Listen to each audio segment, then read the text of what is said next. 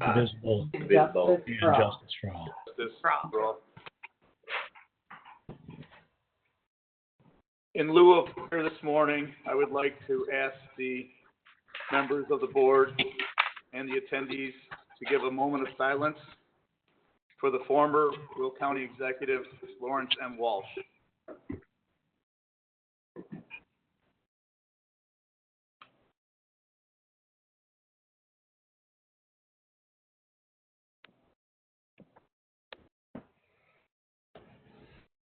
Thank you.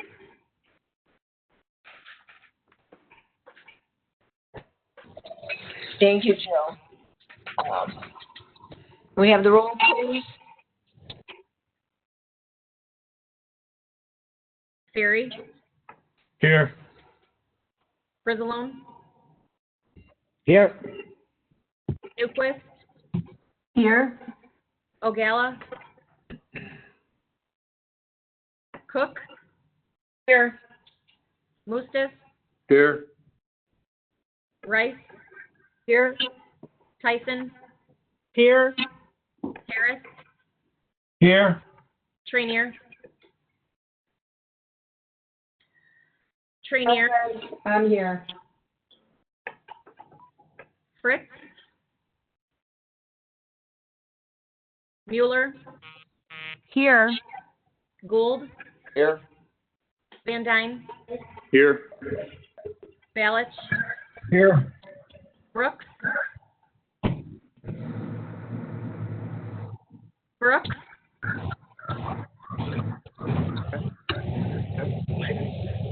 You have me? Did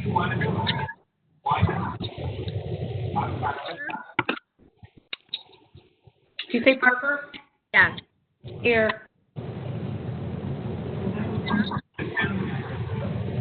I can't hear Lauren, but if you said Ventura, she's present.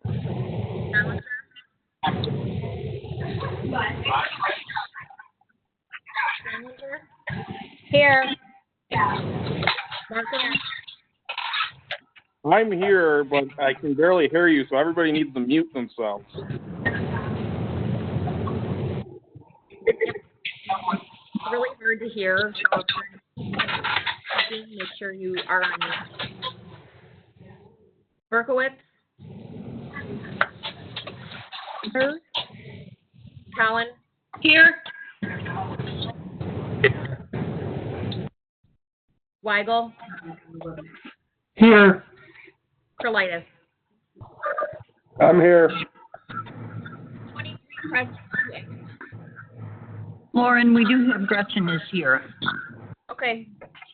Still no Judy.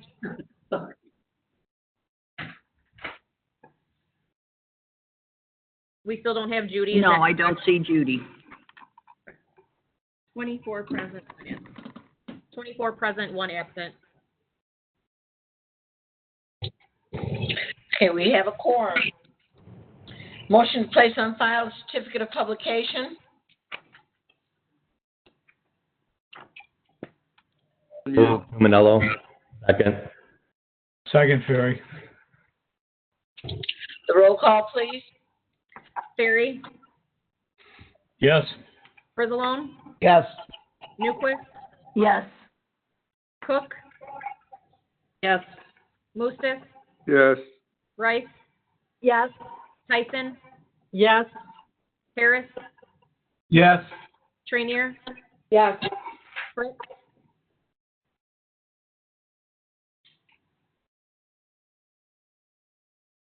Fritz. Mueller. Yes. Gould. Yes. Van Dyne. Yes. Allen. Yes. Brooks. Yes. Parker. Yes. Ventura. Yes. Dallinger. Yes. Markham. Yes. Berkowitz. Yes. Cowan. Yes.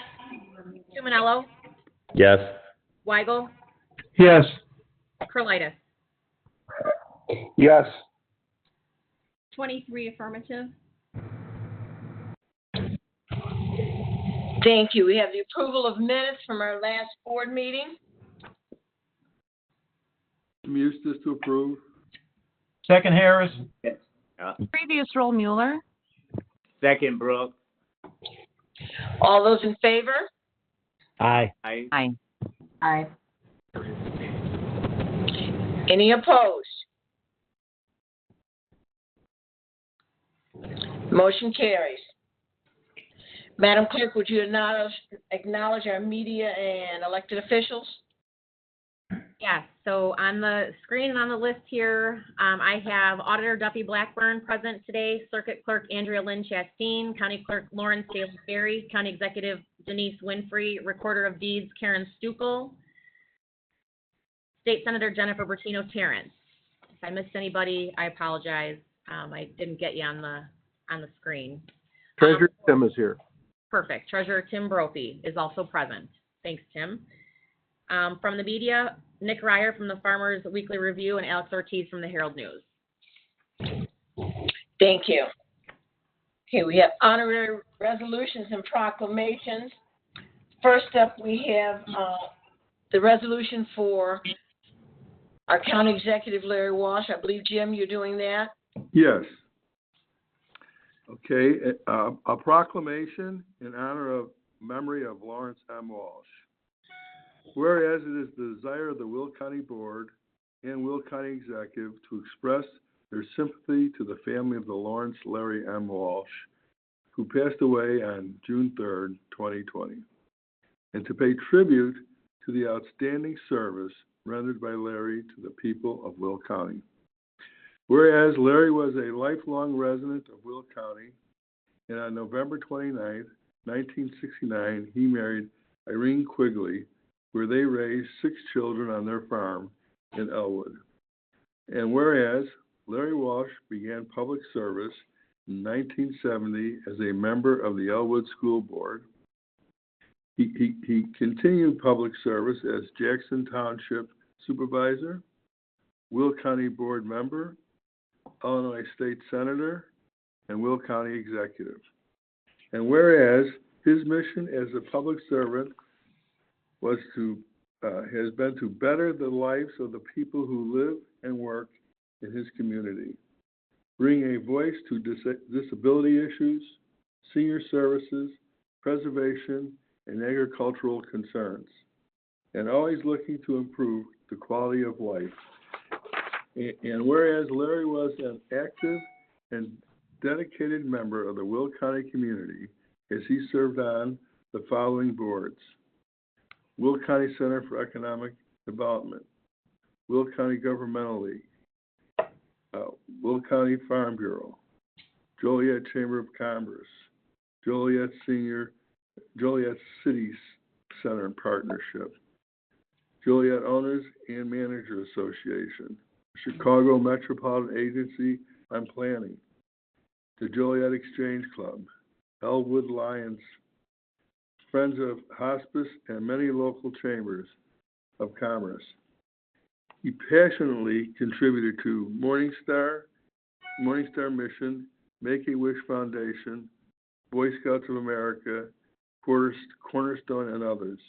And whereas Larry was a tremendous example how to be involved in the community and make a difference. Now, it therefore resolved that the Will County Board and the Will County Executive hereby offer their condolences to the family of Lawrence M. Walsh. Be it further resolved that the Will County Board and the Will County Executive, and on behalf of the citizens of Will County, express their gratitude for his many years of service and declare with deepest sympathy that he will truly be missed. I so move. Second, Frizzle. So, Brooke. Second, Mueller. Crystal Thank you. Ventura. All those in favor? Aye. Aye. Any opposed? Nope. Miss you, Larry. Yes, we do. Thank you. Thank you. Next up, we have recognizing June as LGBTQ plus Pride Month. Me Cowan. Actually, Denise, I believe Meta's reading that. Okay, so Meta. Yes, good morning, fellow board members. Hold on one second here. Okay, recognizing June 2020 as LGBTQ plus Pride Month. Whereas individuals who are lesbian, gay, bisexual, transgender, and queer include individuals from all areas of Will County. Whereas LGBTQ plus people in the United States serve and have served in positions in the federal government and state and local governments, including as members of Congress, governors, mayors, city council, and county board members. Whereas LGBTQ plus people in Will County still face disparities in employment, healthcare, education, housing, and many other areas central to the pursuit of happiness in the United States. Whereas LGBTQ youth are at increased risk of suicide, homelessness, and becoming victims of bullying. Whereas LGBTQ plus people in the United States, in particular transgender individuals, face a disproportionately high risk of becoming victims of violent hate crimes.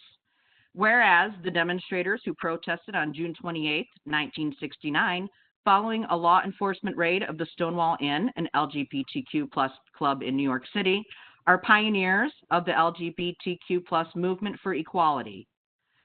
Whereas the inclusion of LGBTQ people in the United States continues to expand every day, and LGBTQ plus people in the United States remain determined to pursue equality, respect, and inclusion for all individuals, regardless of sexual orientation or gender identity. Now, therefore, be it resolved that the Will County Board supports the rights, freedoms, and equal treatment of lesbian, gay, bisexual, transgender, and queer people in Will County and around the world, acknowledges that LGBTQ plus rights are human rights that are to be protected by the United States Constitution and numerous international treaties and conventions, commits to ensuring the equal treatment of all people in Will County, regardless of sexual orientation and gender identity, and encourages the celebration of June as LGBTQ plus Pride Month in order to provide a lasting opportunity for all people in the United States to learn about the discrimination and inequality that the LGBTQ plus community endured and continues to endure, and to celebrate the contributions of the community throughout the history of the United States. And I so move. Second, Ventura. Thank you. We have moved by Mueller, second by Ventura. Previous roll, Lindquist. Previous roll. Second, Cowan. Second by Cowan. All those in favor? Aye. Aye. Be able to discuss. Any opposed? Denise, I Motion- get my hand up. The motion carries. I'm sorry, what was it? Who is that? This is Julie. I've had my hand up. On this resolution? Yes. I was wondering if can we have any discussion regarding it? All right, Julie. Okay. So I understand the intent of the resolution, and I do support the LGBTQ community. While I was reading it, I had some, I was wondering about the statistics, the disparities in the health care, the violent hate crimes, and the other things. I agree that these things are an issue. However, if I could have sat at the table when everyone was discussing this resolution, I would have said, why are we not including the straight population? And we could make it the LGBTQ proclamation, because every life, no matter what you are, matters. And I'm not quite sure what we're trying to accomplish here in Naperville. And why is this not relevant, or why is this relevant? Because in Naperville, which is a part of Will County, since November, we have had at least 4 suicides that we can account for. 2 were young white males, young adults. 1 was a young Asian girl. And the other identity, I'm not quite sure, but I believe it may have been a male as well. So my concern, the way I want to do my job, is that we have multiple issues out there, and it's very complicated, and it's all related. I do know that 2 of the young adults that committed suicide I personally know of and knew, and this was not related to drugs, but to some of it was drug use and mental abuse. So my point is that I think we have a job to do for everybody in this community, and we know that these other events have occurred. So why are we not acknowledging the rest of the population as well? So that's my point. I do support this community, but I would like to make it all inclusive. So that's why I can't support it the way it's written. Thank you. Okay, so Julie, you would like to be recorded as a no? Reasons I stated, I would.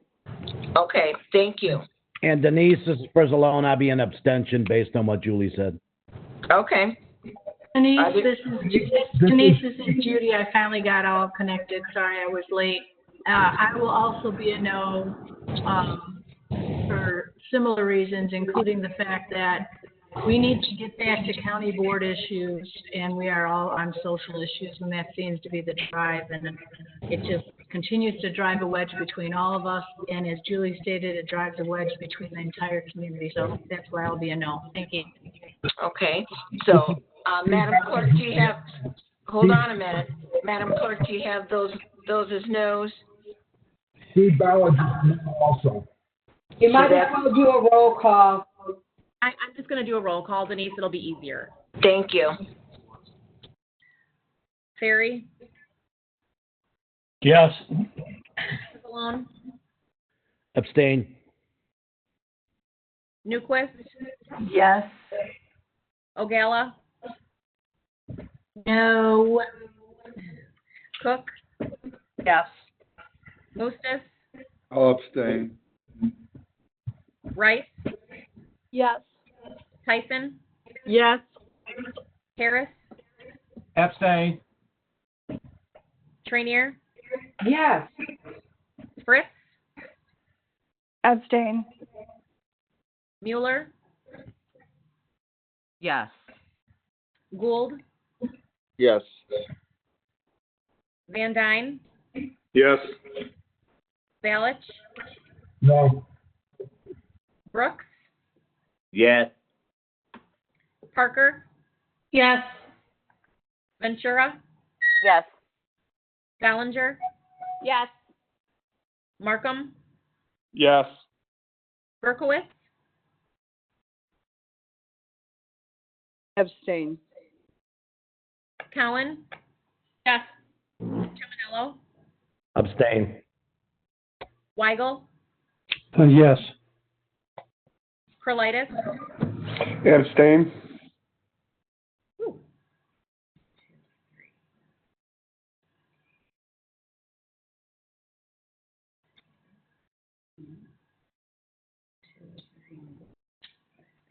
Seven abstentions.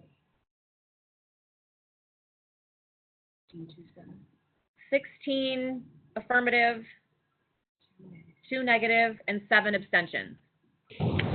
The motion carries. Thank you. Next up, we have Recognizing Women's Veterans Appreciation Day. Ms. Cook. Thank you.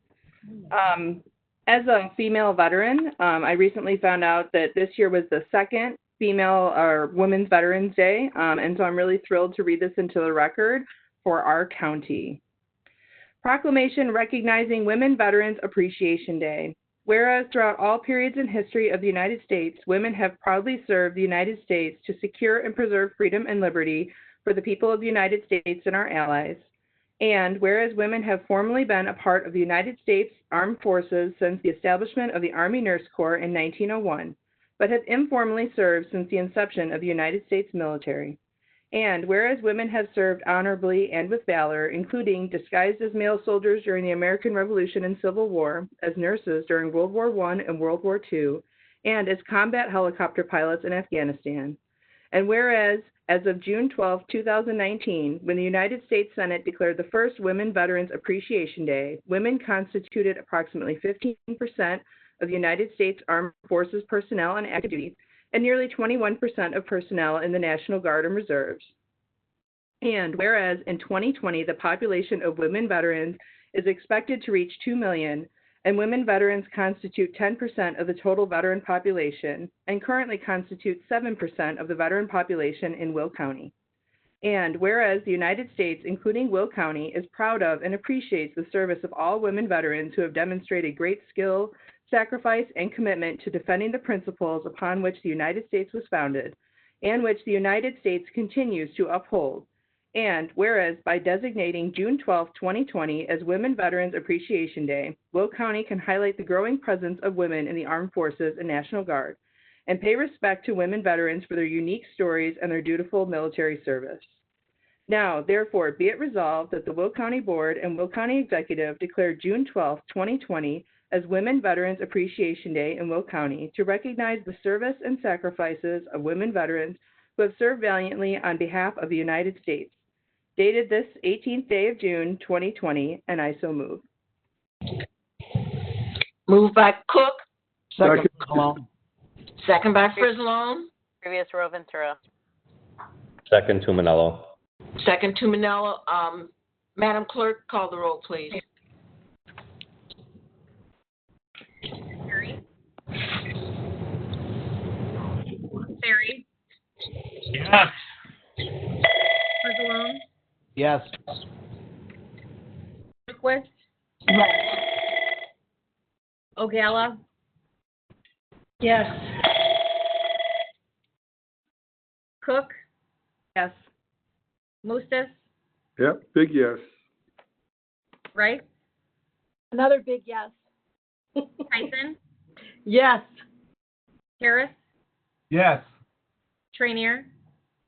In spite of the fact that this is representing one segment of the veterans population, I will still vote yes. Thank you. Fritz? Yes. Mueller? Of course. Yes. Gould? Yes. Van Dyne? Yes. Balich? Yes. Brooks? Another big yes. Parker? Yes. Ventura? Yes. Ballinger? Yes. Markham? Yes. Berkowitz? We recognize and appreciate women and men veterans on Veterans Day, but I do support this. Thank you. Yes. Cowan? Yes. Tuminello? Yes. Weigel? Yes. Perlitis? Yes. 29 affirmative. Thank you. The motion carries. All resolutions and ordinances from the May 21st, 2020 board meeting have been signed. Next up, we have land use. Mr. Markham. Thank you. I'd like to start land use by making a motion to open the public hearing for all land use cases. Second, Tuminello. Motion by Markham, second by Tuminello. Previous roll. I heard two previous at the same time. Second, Fury. Second, Ferry. All in favor? Aye. Aye. Any opposed? We're now in public hearing. We had two cases today. Zoning case VC 20-005 which is a zoning map amendment from A1/C4 to I1, and a special use permit for a self-storage facility, which is in Crete Township, a vacant property on Dixie Highway in Crete. And the second case is ZC-20-008, which is a map amendment from A2 to R3 in New Lenox Township at 745 Bittersweet Lane in New Lenox in County Board District number 12. I don't know if anybody signed up to speak, so I'll pass it off to whoever has the sheet. Beth, do we have any public comment? I do not see anyone. I'll make a motion to close public hearing. Eustace. Motion by row, bro. previous row.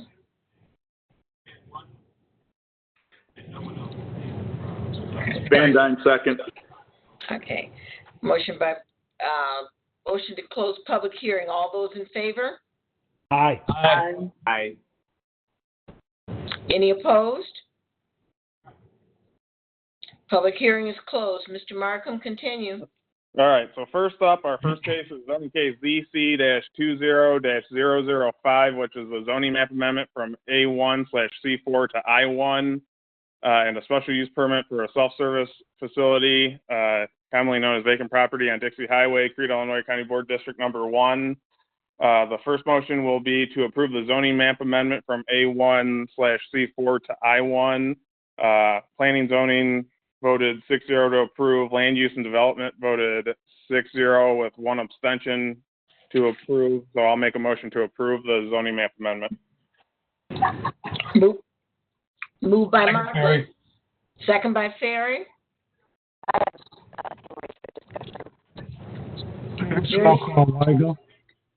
Previous roll, Mr. Weigel.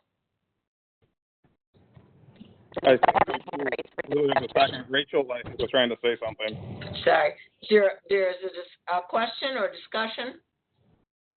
Yes, I was the abstention on land use, and I will be again abstaining here on this vote. In land use, we have discussed, and the board has given direction to staff to discuss. Rachel, you're breaking up. I can't. I can't hear anything he's saying. Can you turn off your video? Or maybe it's saying, I'm going to have to ask you to start again, Rachel. I'm sorry, but we couldn't understand anything that was being said. Can you hear me now? We can hear you, but it's like you're talking through a filter. It's your microphone, I think. It might be the fan. Can you hear me now? That's better. Thank you. Okay. I was the abstention on this, and I plan to abstain here as well. The reason being is that we have discussed on land use the creation of a new category that would blend agriculture and industrial, but would exclude warehouses. This is something the direction of the board has given staff to bring forward. However, those conversations have not taken place. I believe that this case would fit more appropriately in that, as well as several other cases that we have discussed in the past, and I assume going forward in the future. I don't think that this is appropriate to have I-1 because it's for self-storage. However, I-1 allows for more warehousing, and I think our constituents all have voiced their opinion on having more warehouses in Will County. So for that reason, I will be abstention. I do not want this particular company feeling that they're being singled out because of our failures of us to move more quickly on this. But I do hope moving forward that we do have that category come forward for discussion and land use to vote, and hopefully this county board will also approve the zoning, because in the future, I will be no to cases like this that do not appropriately fit the I-1 category. Thank you, Rachel. Denise? Are there others for discussion? Yes. Yes, Denise, this is Judy. Judy? Yeah, I just wanted to say I agree with Rachel that we need to work on that, and I hope that the land use committee, the chair, the vice chair, and the whole committee as a whole brings those type of conversations to the table for us to have further discussions on. I will support this since it is my district, and I do have a question though. is a special use permit, obviously it's going to be transferable because there's going to be a storage facility. Can I just get that validation?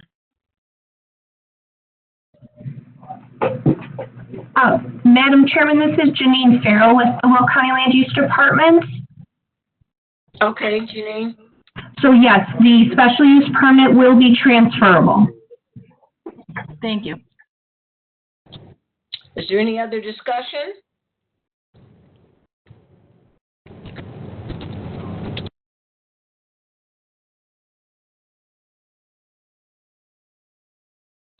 We have a motion and a second. All those in favor? Aye. Aye. Aye. Aye. Aye. Opposed?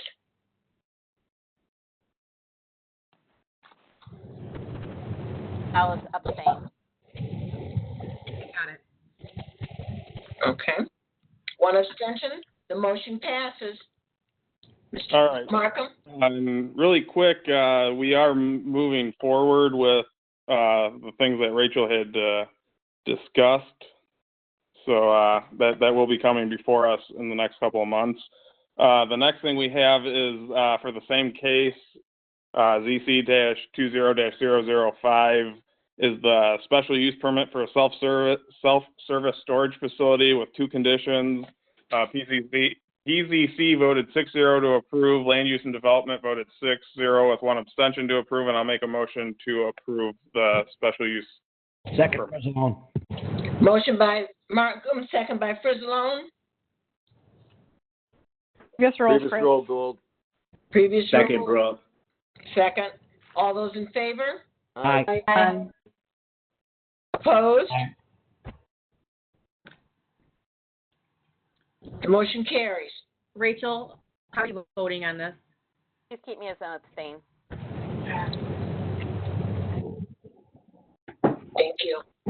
All right, next up we have number 2, which is zoning case ZC-20-008, which is the zoning map amendment from A2 to R3 in New Lenox Township, commonly known as 745 Bittersweet Lane, New Lenox, Illinois County Board District number 12. PZC voted 6-0 to approve the zoning map amendment. Land Use and Development voted 7-0 to approve the map amendment, and I so move. Second by Weigel. Moved by Mr. Markham, second by Mr. Weigel. Previous Ferry. Second. Previous by Ferry, second by Frizzle. All those in favor? Aye. Aye. Aye. Lauren, can you please make sure I'm a yes? Thank you. Any opposed? The motion carries. Next, that concludes the report. Next up, we have the Land Use and Development Committee resolutions. We have one today. It's 20-169, which is overturning the decision of the Planning and Zoning Commission and approving appeal 20-001, what for zoning case ZC-19-074 in Green Garden Township, commonly known as 8527 West Railroad Road, Frankfort, Illinois County Board District number 2. As in the past, this is a little bit different than our normal vote. So I'll make the motion to approve the appeal, but if you want to deny it, you would then vote no. So I will make a motion to overturn the Planning and Zoning Commission. Motion by Mr. Markham. Second by Trenier. Second by Trenier. Can we do a roll call? Have a roll call. We may, just a reminder, as Mr. Markham has stated, the yes is the motion is an approval of the overturn. So, Madam Clerk? Barry? Come back to me. Frizzle? No. Newquist? No. Ogalla?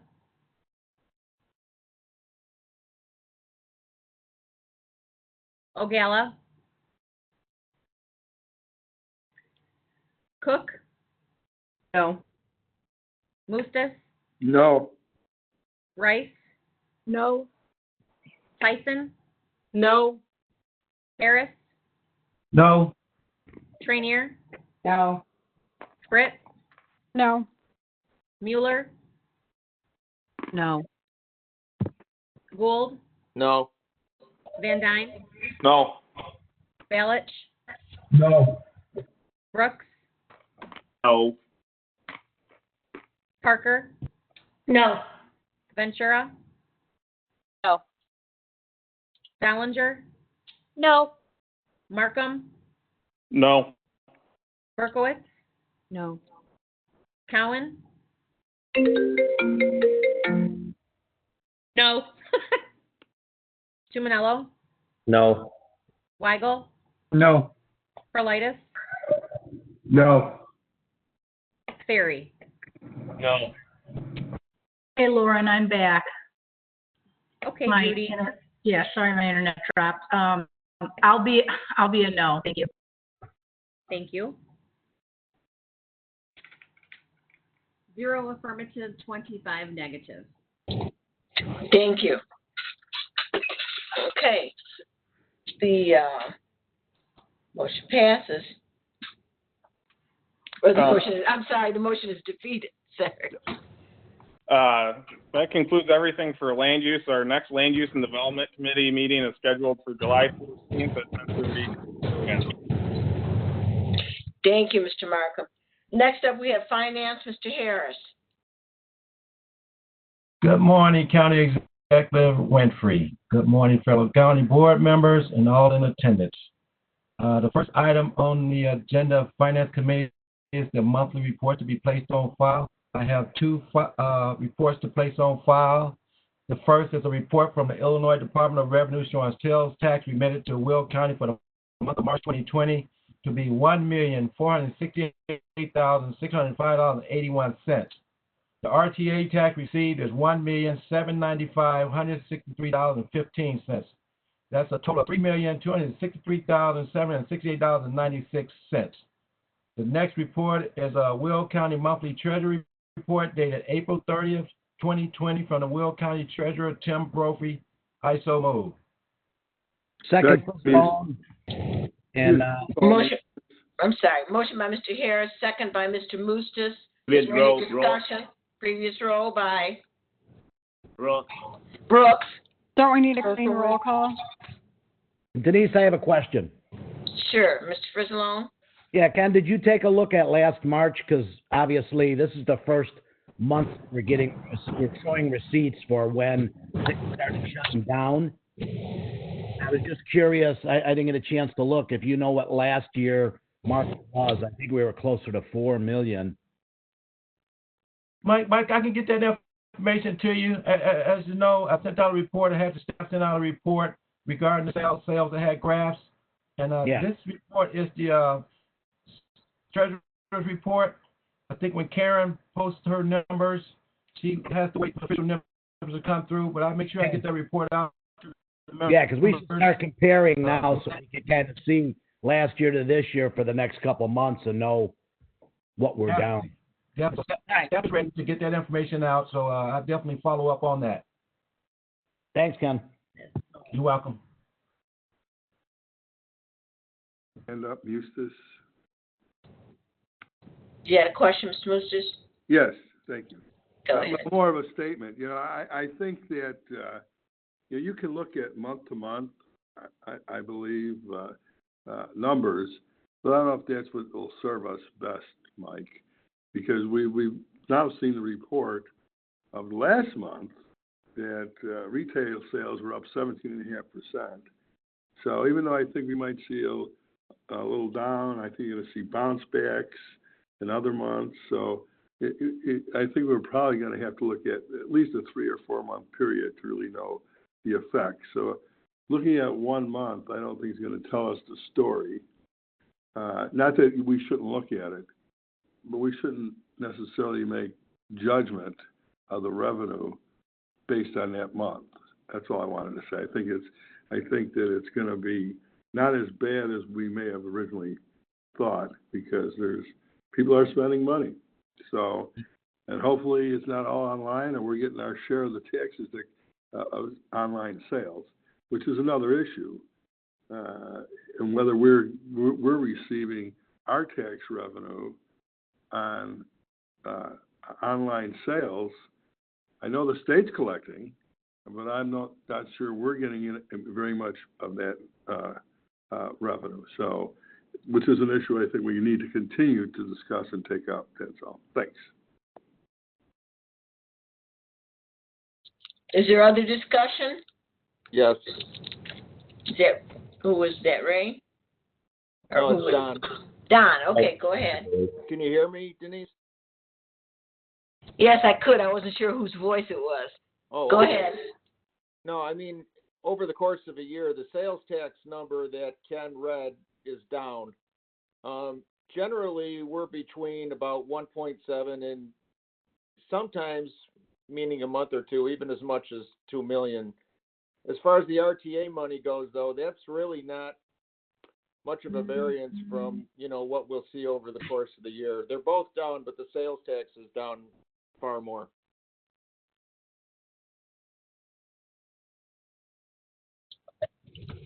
Okay.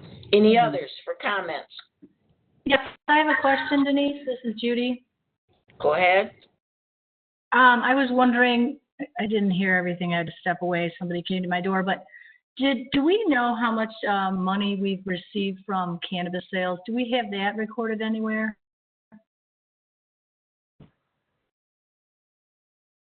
Do we have those numbers yet, Mr. Harris? We do have some numbers where some revenues come in. I believe it's for January, February, but I can compile a complete list and see where we at. Yeah, Ken, I don't think it's much. It's not much, but I think if I recall correctly, June would be when the majority kicks in. That's probably won't be seen until September. Okay, thank you. So, Mr. Harris, you'll be sending those numbers out as soon as they're received, right? yes, I will. Thank you. Can I make one other real quick comment? I'm sorry. Go ahead. We're talking about revenues, but what are the effects? At some point, we're going to have to make a determination whether our revenues are falling short and whether we're going to have to try to adjust or suggest budgetary changes or restraints on what was appropriated. I don't know, Ken, at what point we take a hard look at that. But I think to Mike's point, revenues are down. I think there are going to be some bounce back here. But at what point do you think, Ken, that we might start looking at the budget based on the current budget based on potential revenue shortfalls? I would say, Jim, I get with the staff, and we do have a finance committee meeting on July 7th, so I can get ready and be prepared and bring something to the committee. Yeah, that'd be great. I think we need to start having that discussion at the finance committee. I agree. So we can be prepared. Great. I think we need to start those discussions at some point. So great. Thanks, Ken. Yep. You're welcome. Okay. Mr. Harris, continue. Okay. I have one resolution to bring forward. That's 20-197. That's appropriating grant funds in the Will County Health Department 2020 budget. I so move. Second, Ferry. Moved by Mr. Harris, second by Mr. Ferry.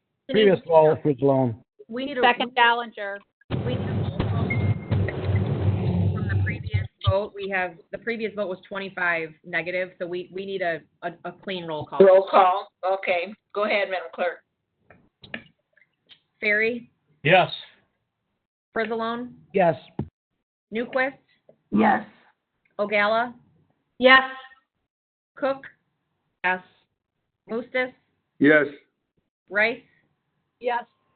Tyson, Yes. Harris, Yes. Trainier, Yes. Fritz, Yes. Mueller, Yes. Gould, Yes. Van Dyne, Yes. Balich, Yes. Brooks, Yes. Parker, Yes. Ventura, Yes. Dollinger, Yes. Markham, Yes. Berkowitz, Yes. Cowan. Yes. Tumanello, Yes. Weigel, Yes. Curlitis. Yes. 25 affirmative.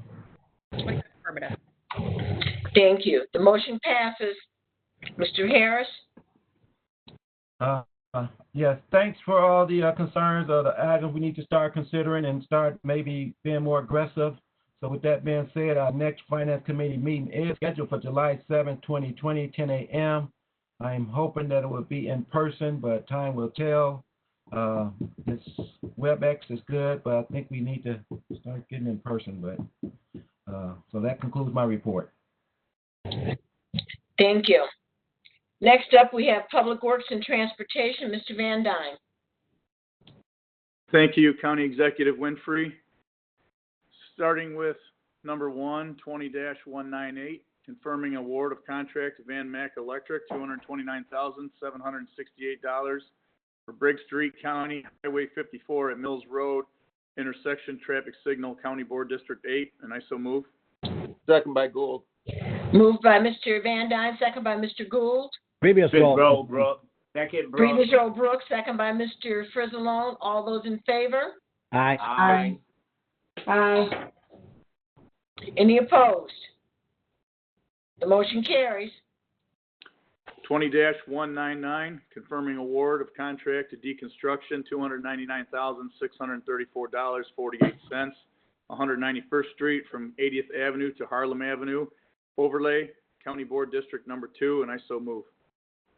Mustis, Moved by Mr. Van Dyne, second by Mr. Mustis. Previous roll, Newquist. Previous roll, Ms. Newquist, second by Frizzle. Frizzle. All those in favor? Aye. Aye. Aye. Any opposed? The motion carries. 20-200, confirming award of contract to Delner Incorporated, $215,076.70, countywide crack sealing for all county board districts, and I so move. Second, Tumanello. Moved by Mr. Van Dyne, second by Mr. Tumanello. Previous roll. Previous roll, Mr. Neer, second by Parker. All those in favor? Aye. Aye. Any opposed? The motion carries. Number 4, 20-201, improvement by county under the Illinois Highway Code for countywide crack sealing using the MFT funds, $230,000, all county board districts, and I so move. Second, Ferry. Moved by Mr. Van Dyne, Previous second by roll, Mr. Gould. Ferry. Previous roll, Mr. Mustis. Second, Trenier. Second by Mr. Trenier.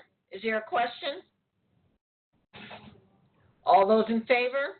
Aye. Aye. Any opposed? The motion carries. Number 5, 20-202, confirming award of contract to Superior Road Striping, $297,002, countywide raised reflective pavement markers, all county board districts, and I so move. Second, Ferry. Ballinger. Moved by Mr. Van Dyne, second by Ms. Dollinger. Previous roll, I thought I heard Mr. Weigel. Second by Ferry. Mr. Ferry. All those in favor? Aye. Aye. All those opposed? The motion carries. Number 6, 20-203, improvement by county under the Illinois Highway Code for the countywide raised reflective pavement markers using MFT funds, $315,000 for all county board districts, and I so move. Moved by Mr. Van Dyne, second by Mr. Brooks. previous roll call, Mustis, Previous Mustis.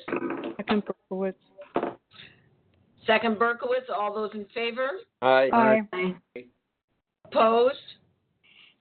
The motion carries. 20-204, confirming award of contract to PT Farrow, $86,638.57 for Manhattan Road District Overlay in the Ranch Oaks subdivision, County Board District 2, and I so move. Second, Mustis. Moved by Mr. Van Dyne, second by Mr. Mustis. Previous roll. Tyson. By Tyson, second by Second. Frizzle. All those in favor? Aye. Aye. Aye. Opposed? Motion carries. 20-205, confirming award of contract to deconstruction, $124,717.38. Troy Road District Overlay on various roads, County Board District 6 and 10, and I will make that motion. Second Second by Dollinger. Gould. Moved by Mr. Van Dyne, second by Ms. Dollinger. Previous roll. Uh, Previous row, Berkowitz. Gould, second by Berkowitz. All those in favor? Aye. Opposed? Motion carries. 20-206, authorizing approval of professional services agreement for the right-of-way acquisition services with Hampton, Lenzini, and Renwick for several parcels along Bell Road from 151st Street North to Martingale Lane, County Board District 7, and I so move. Second, Frizzle. Moved by Mr. Van Dyne, second by Mr. Frizzle. Previous roll call, Mustis. Previous by Mustis. Second, Bauer. Tyson. Second by Tyson. All those in favor? Aye. Aye. Any opposed? The motion carries. Lastly, number 10, 20-207, authorizing approval of professional services agreement for design engineering services, the second phase with Lochner Incorporated on Laraway Road, County Highway 74 and US Route 52 intersection, County Board Districts 8 and 12, and I will make that motion. Moved by Van Dyne, second by Brooks. Previous roll by Mr. Weigel, second by Tumanello. Tumanello. All those in favor? Aye. Aye. Any opposed? The motion carries. The next Public Works and Transportation meeting is scheduled for July 2nd, 2020 at 9 a.m. Thank you. Thank you. Next up, we have Judicial Committee, Mr. Markham. Nothing for this month. Our next meeting, is scheduled for July 7th at 9 a.m. Thank you. Next up, we have Public Health and Safety, Mr. Gould.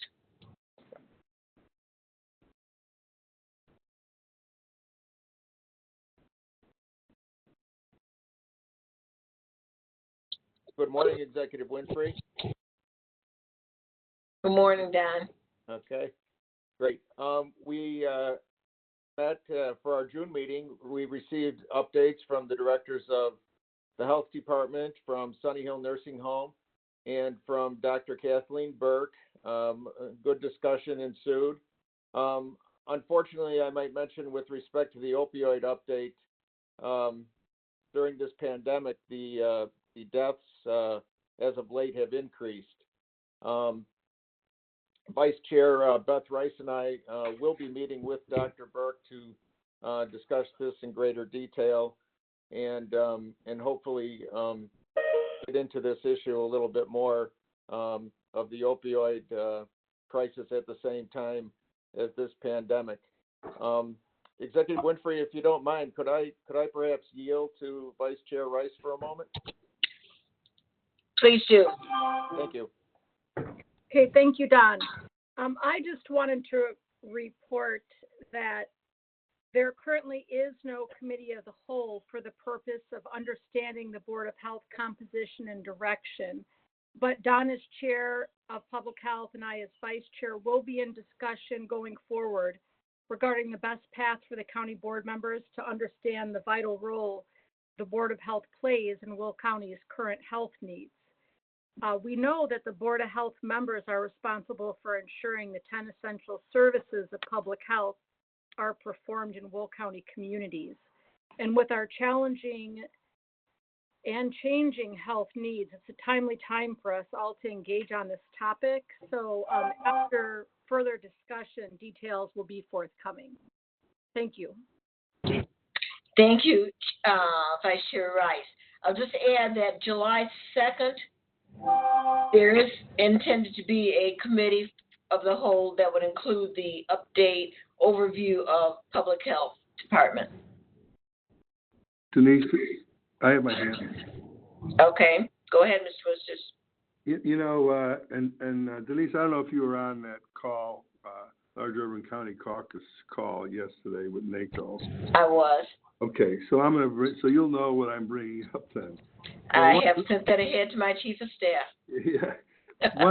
One of the primary discussions was, of course, about the inequities or the underserved communities.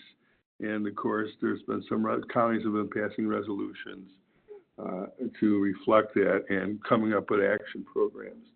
But when you talk about a discussion about the pandemic and some other, it certainly, as we all know, exposed even further the underserved communities, which are primarily minority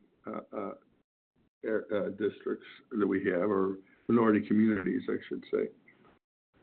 And I think that part of that discussion that we have with the health department, and I certainly think it's something they should be taking on, and perhaps showing us the most underserved areas, and then a plan of how we're going to serve those communities. So I guess I want to put this into the discussion that we need to now start discussing. And I know you'll probably bring some other initiatives forward, Madam Executive, but I think the board really needs to start to have this discussion about underserved areas, especially for primary health care. We should be able to do this. I mean, I think the counties can actually do it. And I would actually look and see even if some of this CARES funding we get can help us go forward with serving some of these areas. That's another discussion, and maybe a more complex one.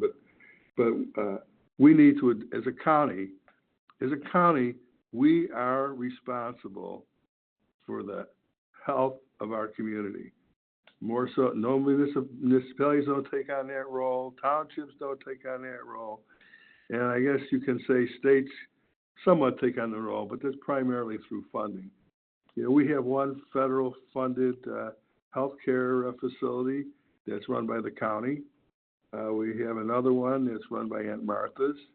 And perhaps if we need more federally funded healthcare facilities, or federally qualified healthcare facilities is what I believe what they're called, we need to have the health department tell us that we need to do the expansion of this and what communities they need to go into.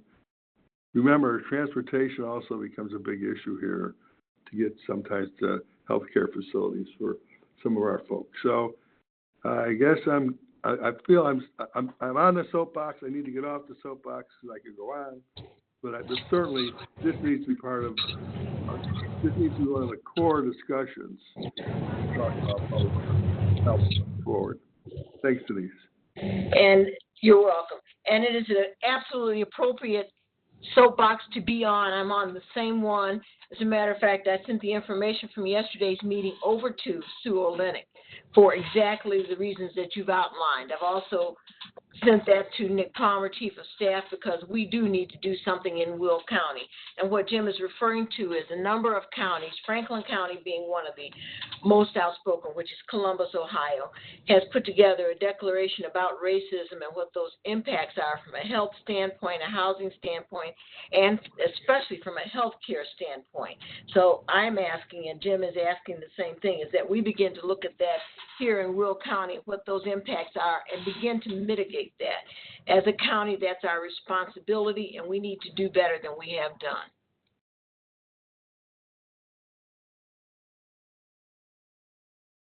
And I'm going to step down, give that back to you, Don.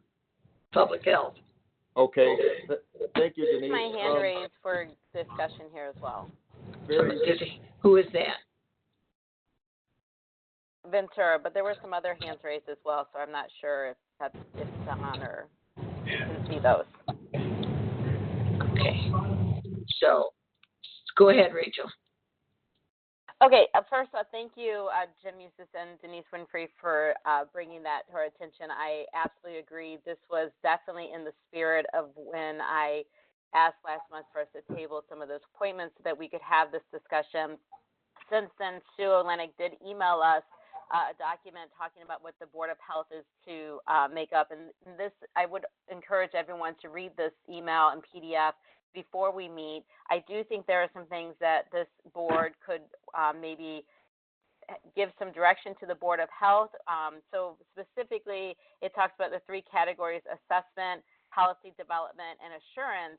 But it also says that the Board of Health members are responsible for making sure that the 10 essential services of public health are performed. You know, we may need to review the 10 essential services and see, are there additional services or ones that need to be changed or added? So I think that's one area that we could discuss with the Board of Health.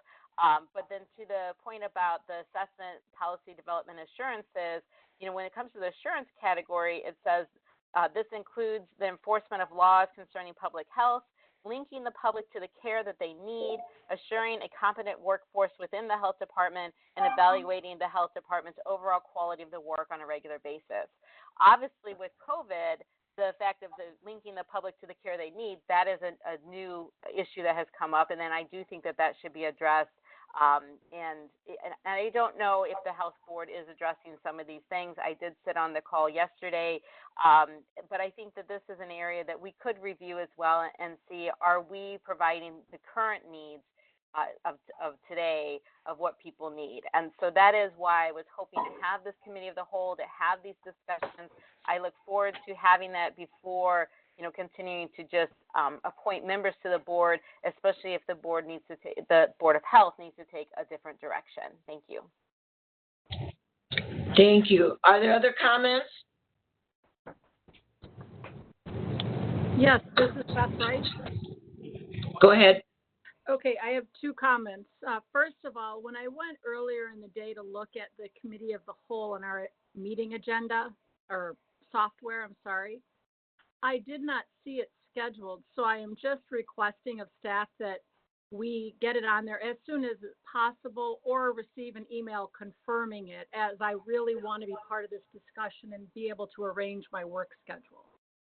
Okay, and I apologize, I didn't realize that was in the works, but would just like some confirmation on that. And then secondly, I think that I've been hearing from other county board members that sometimes we get distracted in our role of what county government does. But in this case, making sure that there is equitable health services throughout Will County is clearly a function of our county government. And I hope that we all really can come together and engage on this important topic. Thank you. Are there other comments?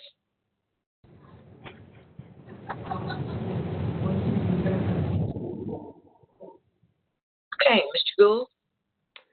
Thank you, Executive Winfrey.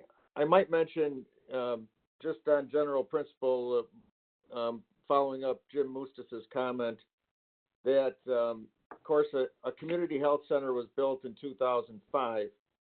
A few years ago, however, and Jim, you may recall this, the federal government had approved additional FQHCs in Will County, which obviously created a competition between the county's community health center and other providers.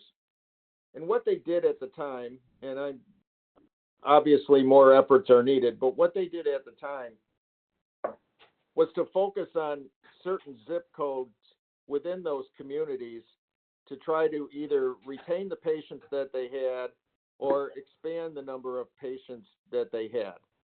And that was done by zip code in various areas throughout Will County.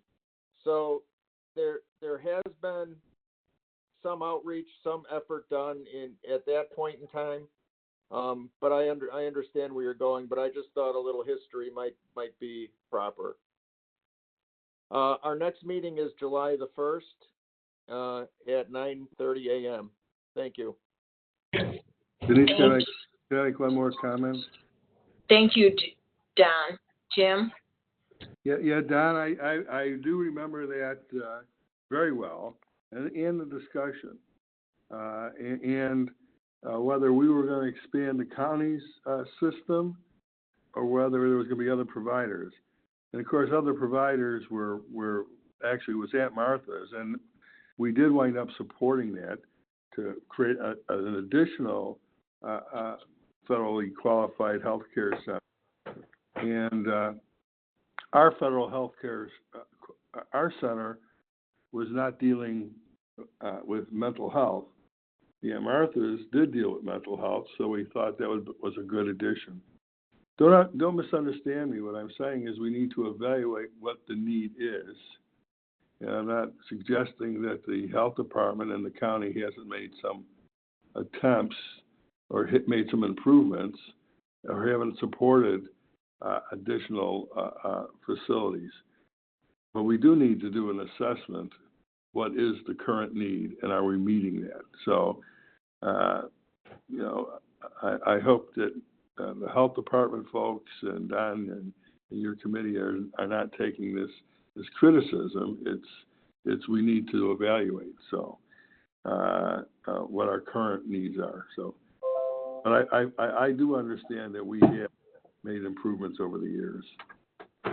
No, point well taken, and I think those are good items to follow up on July 1st and 2nd. Thank you. Okay, next up we have legislative and policy. Ms. Trenier. Thank you, Madam Executive. I have several things, actually, even though we did not meet this month.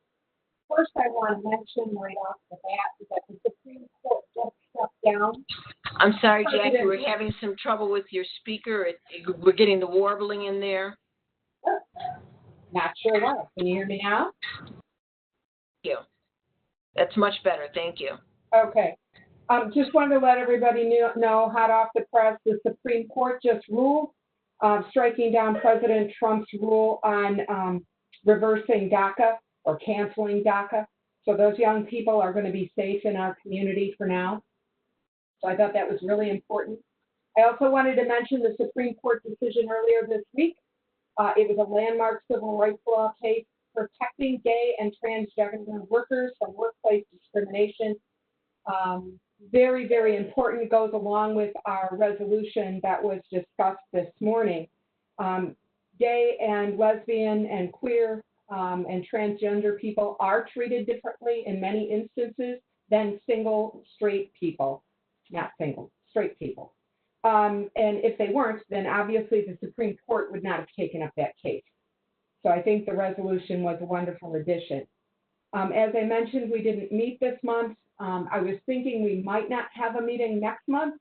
However, due to everything that has come up with the Black Lives Matter movement and feedback I've received from my community, I would really like to ask that the sheriff come to our legislative and policy meeting in July, or a representative from his office.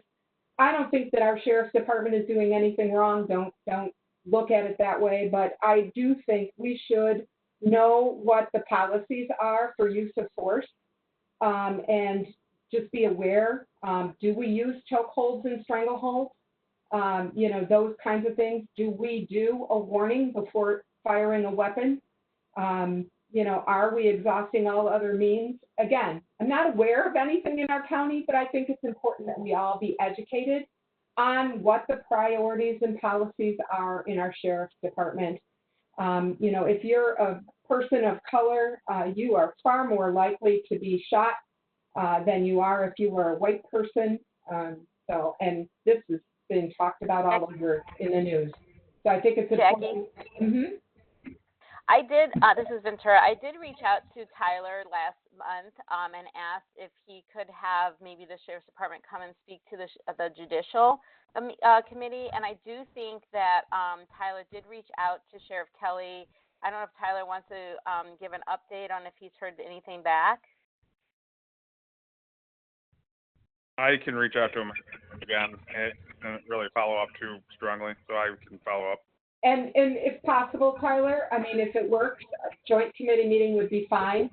We'd be happy to move our legislative meeting to whenever your judicial meeting is. That would be great. Because I do think it's important that we're aware and educated. And then I would just like to And I had my hand up, but I couldn't speak anyway. I agree. I live in a zip code that had a large number of COVID cases. I do know that some of that was due to the nursing home up here. I think it had the highest rate of death in the state, which was sad. But we do have a disparity of healthcare up here. There is kind of like a free clinic operated by the Compass Church a couple of days a week that seems to cater mostly to the Hispanic community, and they run a food pantry out of there. But I do think, we need to do more to bring healthcare to a more level playing field. I live in a majority-minority district, just like Denice and Herb, and Ken and I know that there are struggles up here in our area in terms of healthcare affordability and access. So I would definitely be interested in seeing what we could do through the Board of Health to improve the clinic that's up here, maybe assist them, guide them, help them in any way, or maybe we already are and I'm just not aware of it. So those kinds of things are really important up here in this area as well. So I look forward to seeing everybody in our next meeting, currently scheduled for July 14th. However, I know NACO is going on, so if we can move it to be with the judicial, that would be fine. Thank you. This is Steve Ballard. Thank you, Mr. Neer. Mr. Ballard? Yeah, I just wanted to tell Jackie, thanks for inviting the sheriff to our next meeting because I plan on bringing a proclamation forward next month about supporting the police because they really need to hear from our board that we support them. Thank you. Were there any other comments? Thank you, Mr. Neer. Next up, we have capital improvements. Mr. Brooks? Thank you, Madam Executive. Gotta get you saying that for a few months. Excuse me, Denise, may I make a comment? I had my hand up.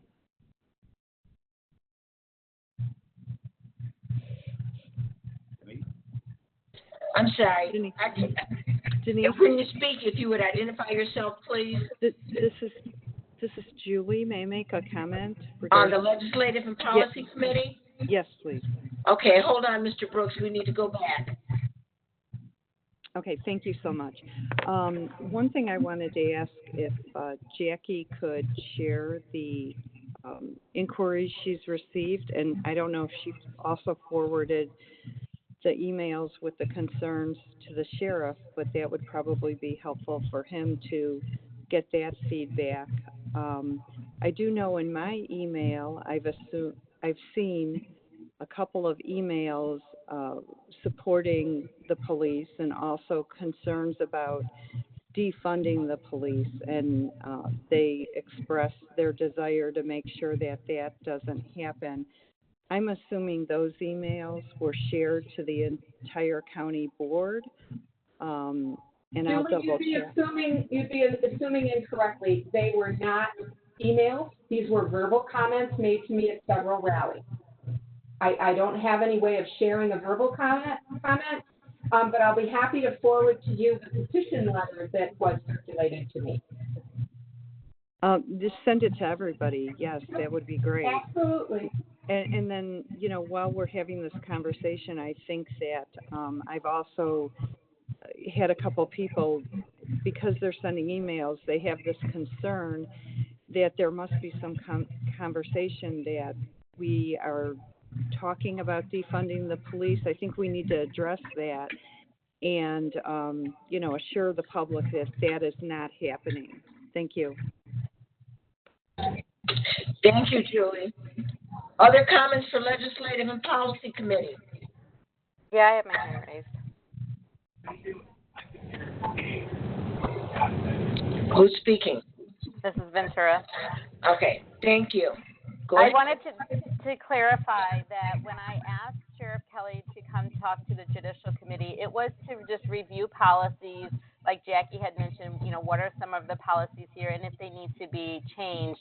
It was to work with our sheriff and our officers to make sure that everyone in the community feels safe and that they're being both represented from a safety and protection standpoint, and not to point fingers or blame or anything like that.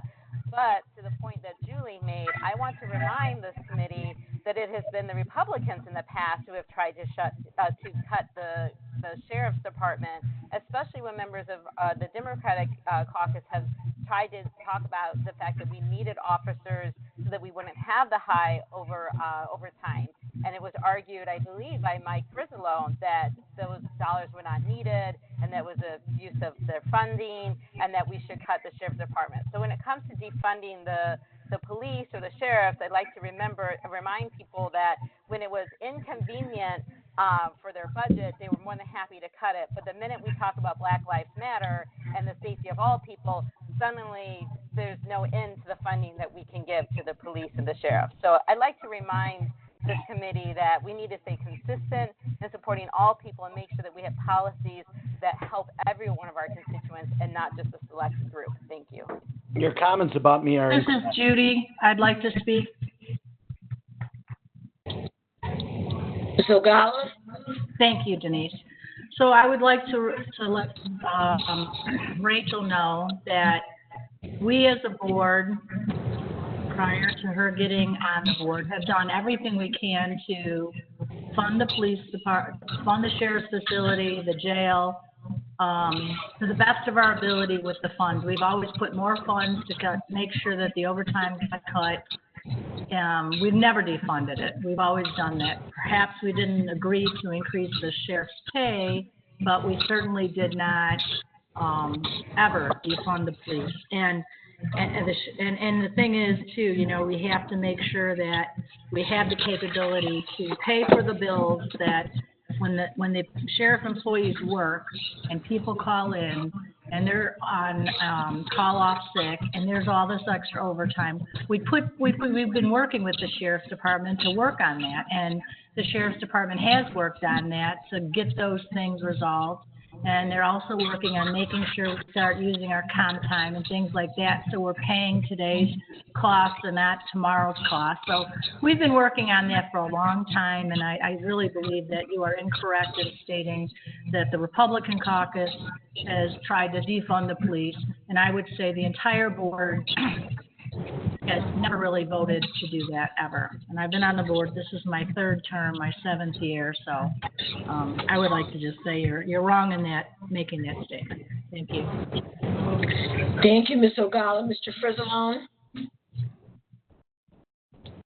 I'm not going to respond to Rachel. You can't make stuff up and then just throw it out there for a photo op. I'm not going to get into that kind of back and forth. Thank you. Were there other comments? If not, we'll move to capital improvement. I have my Mr. hand. Brooks. I do have my hand up. Mr. Moostis. You know, I just want to say that, Ms. Ventura, you couldn't be more incorrect. And of course, you want to politicize this. And I understand you want to politicize it for your advantage. You seem to be pretty good at taking opportunities to take advantage of situations. But let me say this, is that we have always funded the sheriff's department, and I've been here a long time. We took the sheriff's deputies from the lowest paid deputies in the state of Illinois to the highest paid deputies in the state of Illinois. You know, they go back and forth, one or two. So we have certainly never defunded, or we've always funded them. And here again, you speak out of ignorance. You've been here for a year and a half, and you think you know the whole history of the sheriff's department. You know, we've never cut their budget, and the areas that we have tried to contain is escalating wages, but we've given them more personnel. We've put considerable amount of investment in capital, specifically squad cars, which that was an initiative of Mike Frizzle alone.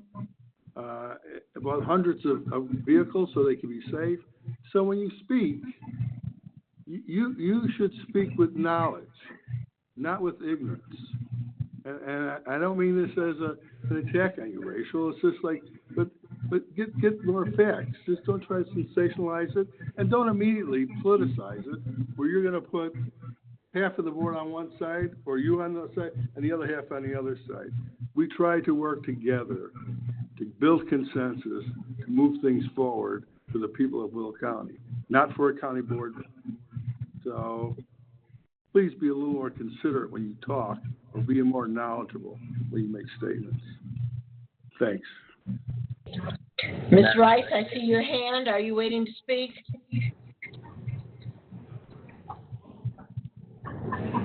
Mr. Harris, I see your hand. Are you waiting to speak? Yes.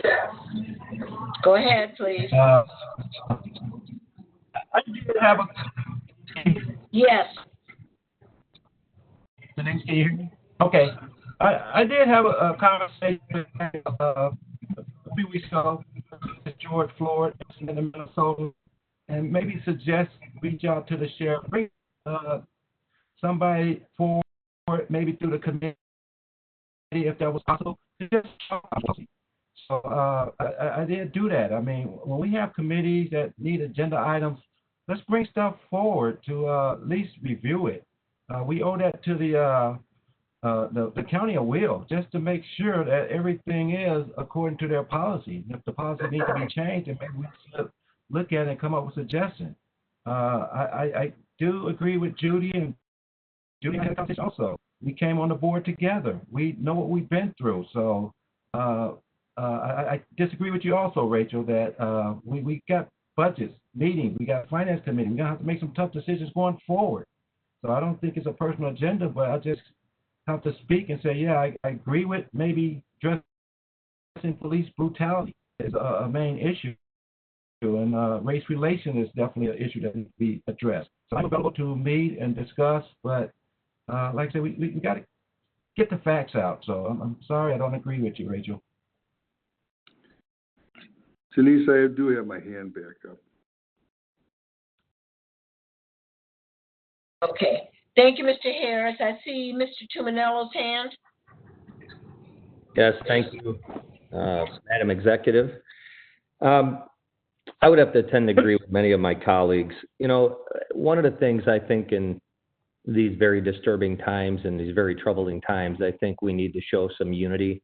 We need to show that we could work together and for the common good and for the common cause, and to make sure that we provide the health and safety of our residents. You know, I remember in the 6 years that I've been on this board, when Democratic sheriff came to the Republican side of the aisle when we were in control, he approached us and said, you know, we need police cars. And here's the reasons why. We sat through the committee, we got him approved. He came back, we need more correctional officers because of the overtime. We got him approved. Then he came forward and said, you know, we have a policy in Illinois, it's called retrain versus retain. And when he explained it to us and we sat down together, both sides, we understood what our contract was doing. We were paying their training costs, and these individuals were leaving for other departments. We quickly worked on a contract to alleviate that issue. And then let's talk about that very nice building off of Laraway Road. You know, we're working together and funding the police. We have done nothing but give the police the adequate tools that they need. Now, do we have to have a conversation? Yes, we do. But as far as not giving the police department or cutting their funds or cutting them out, I completely disagree with that. Thank you, Madam Executive. Thank you, Mr. Tuminello. I see a couple of hands that have been up already. Ray, you just finished speaking, so take your hand down. Thank you. And I see Mr. Moose's hand is still up. I'm assuming that's from before. No, and I'm also back. I'm sorry. My hand's back up, Denise. It's back up. And Ms. Ventura, you're back up again as well? Go ahead, Mr. Moustis. Okay, you know, I was actually going to make these comments under county board member comments, but I think with the discussion we're having now, it's more appropriate for me to say them now. First, quit blaming the police for all the ills. Quit acting like the police is the only policing agencies are the only ones with a problem, because it goes way beyond that.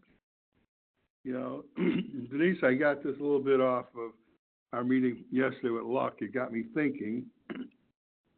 And where are our policies in Will County? Before you start looking at other people's house, why don't you look within your own house first to see where we are and what are we doing? and not criticizing everyone else or saying everyone else has to do it. I would call on every single countywide elected official to come up with and show us how their policies for diversity and inclusion and their action plan to accomplish that. I would also say to the county board should do the same and direct the executive's office to formulate policies and an action plan. Because if you don't think these have been issues for years, because they've been brought up to me, if you don't think some of our hiring practices have not always been with diversity and inclusion in mind, you're wrong. So before we tell other people how to clean up their house, maybe we should start cleaning up our own house.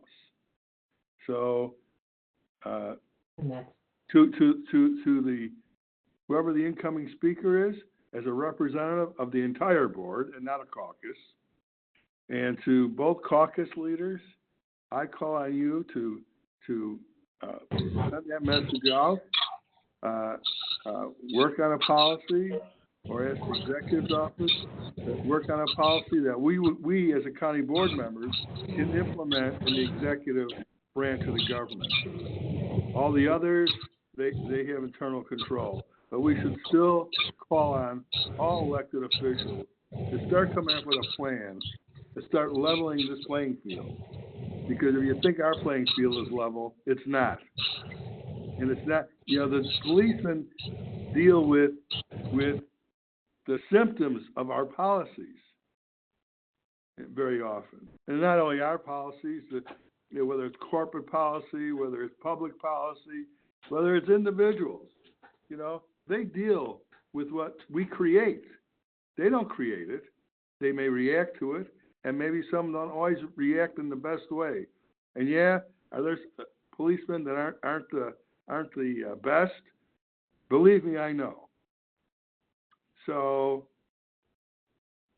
but let's not focus just on law enforcement and act like they're the problem. So I know I'm going to get off the soapbox, but I really believe we need to create the policies that level the playing field, and we need to look at our own house. Madam Speaker, as the person who brought this up, and I do have my hand raised. Thank you. And now I'm going to climb on for just a quick minute. That was a great call yesterday, and Jim is exactly on target. And the information that I got from Franklin County, Ohio, looks at exactly those kinds of things, all the different areas that are affected, and how that all comes together to create the situation we have today. And that's what I've shared, and that's what we are going to be working on from this end of it. And I would agree, the board needs to do the same. Who's that speaking? I see. This is Jackie. Okay. And then I see, then after you would be Mike Frizzle. I did bring the issue forward, and one of the reasons is because I received this petition from people in my community, and they don't just call out the Will County Sheriff, because the sheriff doesn't do any work in Bolingbrook. That is our Bolingbrook Police Department, and they are clearly identified in the letter. The reason these kinds of things are starting to circulate is because of similar programs, I'm sure, to what you guys have brought forward from Franklin County. I tried to open the document, but the computer system won't allow me to open it because they say it's too big. But at any rate, some of these issues, and they're from all different areas, are a part of the NAACP's program out of DuPage County, which I assume is a nationwide policy to address some of these issues. And it's not just addressing like the police department. It's talking about systemic racism at every level and inviting community stakeholders to get involved and work in coalition on a particular issue that needs to be addressed, whether that's school board hiring, school board disciplinary issues, policing policies, what have you. So there are things going on in our community, and I just want to make sure that I am very clear in that I am not attacking our sheriff's department in any way, shape, or form. I'm trying to simply provide an opportunity for education of our board members and any of the public that wants to come forward and listen. That is all. I'm not talking about defunding the police, although defunding the police has a lot of different meanings to a lot of different people. And if you look it up online, it's very clear. They talk about things like the funding for community programs going down, down, down as police funding goes up, up, up, and how that hasn't served us well. And so I'll just give an example. I don't have the exact numbers, but in Bolingbrook, the police department budget for the coming year is $218 million. Their budget for community activities is $175,000. That's a huge disparity. If there was more activity with the community, perhaps there would be less need for so much policing. And I think that's the point of the defund the police message. But again, I'm not here to present that message. I'm not here to talk about that. I just would like to hear from the sheriff, since I am a county board member and I do represent my community at the county level. And I'm sure my sheriff is not going to bully me the way the mayor of Bolingbrook will. So I feel much more comfortable bringing it up here than I do in Bolingbrook, although I am going to bring it up and be vilified, I promise you, for bringing it up in Bolingbrook. That's all. Thank you. Ms. Ventura, is your hand up again, or is that an old hand? Yes, it's up again. Go ahead. Yeah, I'd like to respond to some of the comments made and ask the Republicans to take ownership of their actions and words and to please stop gaslighting or twisting what I said. It was Julie who brought up the defunding of the police. It was not me. I, to Ray's point, was asking for unity of working with our sheriff. To Jackie's point, asking them to come in front of us so that we could discuss these things and make sure that we are on track with our budgeting and what needs to happen with different policies, if any of them need to be changed. To Ken's point, I asked that he come and speak to us in a committee so that we could do this through the government process. None of this was broadcasted or put in the news or even put on my social media. This was all done through the legislative and committee process that we have here. So facts do matter. And Mike Frizzle did have a conversation with me both on the financial committee and afterwards about why he feels that the overtime of our sheriff's officers is not appropriate. Now, whether or not that was voted on in committee is a different matter, but it was brought up and it was discussed with other Republicans about the overtime, both this year and in previous years. Musis was the one who made political statements, including don't blame the police and look in your own house. I'm not making political statements. I'm saying that these are things that are happening here, and I'm reminding us of actual facts. And to the point of the personal insults, yes, Musis, calling me ignorant and saying I'm speaking without knowledge is exactly a personal attack. And I would ask that this board, every member of this board, have more respect for the members on here. You can speak to the facts, and we can disagree, and that's fine, but calling people names and trying to instill that they don't know what they're talking about is just not appropriate. Thank you. The remarks you made to Ken Harris in your Hold on, Mr. Mustis. I see that Julie Berkowitz has her hand up, and then after her would be you, Jim. Thank you, Denise. I want to clarify now, after Rachel spoke, that I did not say that I wanted to defund the police. I do not support defunding the police. I believe we're at a critical point right now where they need all the support they can get. I have received letters and emails that I'm assuming everybody else got, although I'm not sure, it hasn't been confirmed yet. And they were letters indicating that they don't want our police defunded. So those are the facts. Also, I think that right now, this is an important conversation, and I'm glad we're having it. Why is the police budget increasing? Well, our population has increased throughout Will County, and we're very proud of it, and we boast that. But with an increase of population, that leads to an increase of services, and it also can include to an increase in spending for our sheriff, our state's attorney, and all of these critical departments. So when we're looking at numbers and saying, you know, we're spending millions and millions of dollars, well, there's a reason why. And I believe we're very frugal as a board to make sure that everybody is accountable. So whether we're Republicans or Democrats, also, I might add. So what I'd like to just say is, you know, we need to respect the office if we haven't lived it. I like to feel that our emergency responders, our police, they have a job that the everyday person really can't imagine if you haven't lived it and you don't do it.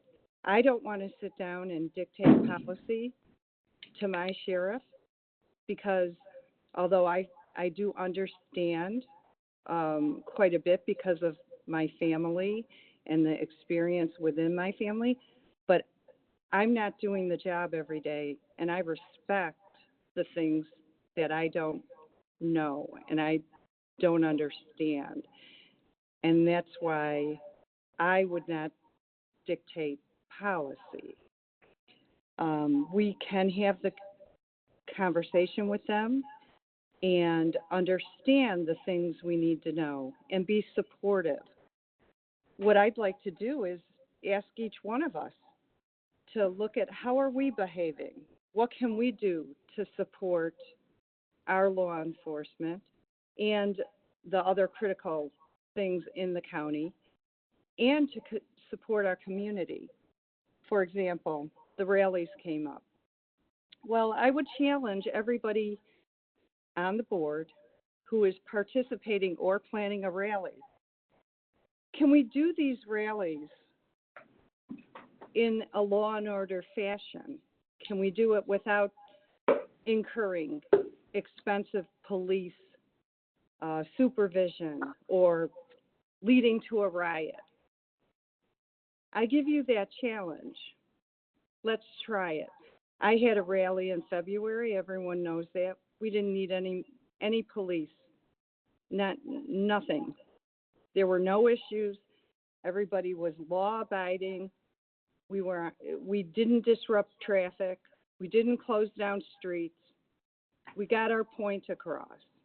I challenge everyone to try to do that. Let's give our police a break. Let's get our point across, practice our freedoms, but do it responsibly. So I appreciate being able to sit down with our sheriff and understand and find out how we can support him. But one other request. Let's see what's convenient for him. These are trying times. They are juggling a lot. And let's try to accommodate his schedule at a mutually convenient time. Thank you. Thank you. Next up, we have Jim Mooses and Mike Frizzle. Yeah, I just want to say one statement. When I hear a board member, racial, and say, let's be professional, let's not do personal attacks, I listen to your Democratic caucus. And I listened to you brutally attack Ken Harris with language that was not very complimentary. So when you talk about, let's be nice to each other, you live in the racial Ventura bubble, I guess. You can say anything you want, but nobody should say anything towards you. So I don't want to debate this back and forth, but, practice what you preach. That's it. Thanks, Denise. Before you come on, Mike, thank you. Before you come on, Mike, the questions, comments need to be about our Legislative Policy Committee. If you have personal issues, I'm asking you please to do those offline and not at a public forum. I realize you have done it to this point. Let us please stop. Mike Frizzle. Right before I was going to speak, I get cut. Okay, but I just wanted to agree with the stuff that Jim had said earlier. I was unable to be on the luck call yesterday, but Jim briefed me on that, and I agree with what he says. I think one of the things that we need to do is we need to look at getting a diversity coordinator for the county. And that person will be able to help us develop some of the guidelines. I mean, obviously, there are people that have done that before in other locations. They can bring that wealth of knowledge here, not only help us create the policies, but then administer the policies as well. So I think if we speed up that process, it'll go a long way to getting us where we want to go based on everything you guys learned yesterday on the luck call. And I'll save my other comments for the end. Thank you. Thank you. Thank you, Mike. And so I'm hearing your comment just now as one that you will support my move to get a person on board. I am on board. Thank you. Denise, I think we should get somebody on board. Thank you. I appreciate that because I'm going to be bringing that. So I'm counting this as support for that. Formal motion or direction? I've had my hand up. Can I make a statement, please? This is Tim Scrolitis. Hang on just a minute, Tim. Not yet for the formal motion because we do have to map it all out. But yes, when I bring it back, I'll be looking for that. Tim? Thank you, Executive Winfrey. Listen, folks, I just want to, make a comment. Jackie, I agree with you trying to get the police involved anytime we could educate our, communities, situations that are going on locally and nationally. I don't see a problem with that. I think that's a helpful thing. I recently reached out to the Sheriff's Department out of concern for the COVID status that our governor put out relating to church assembly. So, kudos, thumbs up. Anytime we can clarify things for my residents, I think that's a helpful, proactive approach to go about things. The concern I'm about is the nature of the politicization of what we're doing seems to be just getting more and more prevalent. And I just want to encourage everybody, and I'm a pretty opinionated guy. I don't think anybody, would question where I fall, as far as the structure, conservatism versus liberalism, Republican versus Democrat. But somehow we got to get away from the partisan sniping and find a way, at least collectively, within the structure of our county board to work on county board issues and not make grandiose statements about national issues as much. And I think we'd maybe be more productive and helpful in assisting each other. That's my comment. Thank you. Thank you. Are we ready to move to capital improvements now? Oh, I sure hope so. I am. Okay, Mr. Brooks. Thank you one more time, Madam Executive. And before I start, I just have to say, I've been a black man for over 6 decades. I did not put my hand up. Not only do I believe in Black Lives Matter, but I live it. And this conversation should be offline, in private, in your district, where there is no media or there's no polarizing. And I think we can accomplish a whole lot that way. Having said that, I'll make it real quick. My glue in my teeth are beginning to come loose now. We only had updates on our capital improvement, good news, good things going on. I have no resolutions to bring forth. My next meeting is July 7th, maybe in the county board building if I can get a haircut. If not, I'll do it this way again. Thank you. That's all I have. Thank you, Mr. Brooks. I agree. Next up, we have Executive Committee. Mr. Ferry. Thank you very much, Executive Winfrey. We have 16 resolutions. I do believe 16. Yes. And the first resolution on the list today on the agenda, 20-208, declaring a vacancy in District 8, and I so move. Moved by Mr. Ferry, second by Mr. Brooks. Is there a previous roll? Previous roll, Harris. Second, Mr. Mueller. Harris. Second, Mueller. All those in favor? Aye. Aye. Any opposed? The motion carries. Next is Resolution 20-209, appropriating the CARES Act Fund number 211. And I so move. Moved by Mr. Ferry, Second, Frizzle. second by Mr. Frizzle. Previous roll, Harris. Second, Previous roll, Mr. Harris, second, Ms. Dollinger. All in favor? Aye. Any opposed? Motion carries. Thank you. Next, we have Resolution 20-210, authorizing a contract with CARES Act funding consultant, and I so move. Moved by Mr. Ferry, Second, Frizzle. second by Mr. Frizzle. Previous roll, Harris. Previous roll, Second, Mr. Harris, O'Gala. second, Ms. O'Gala. All those in favor? Aye. Aye. Any opposed? The motion carries.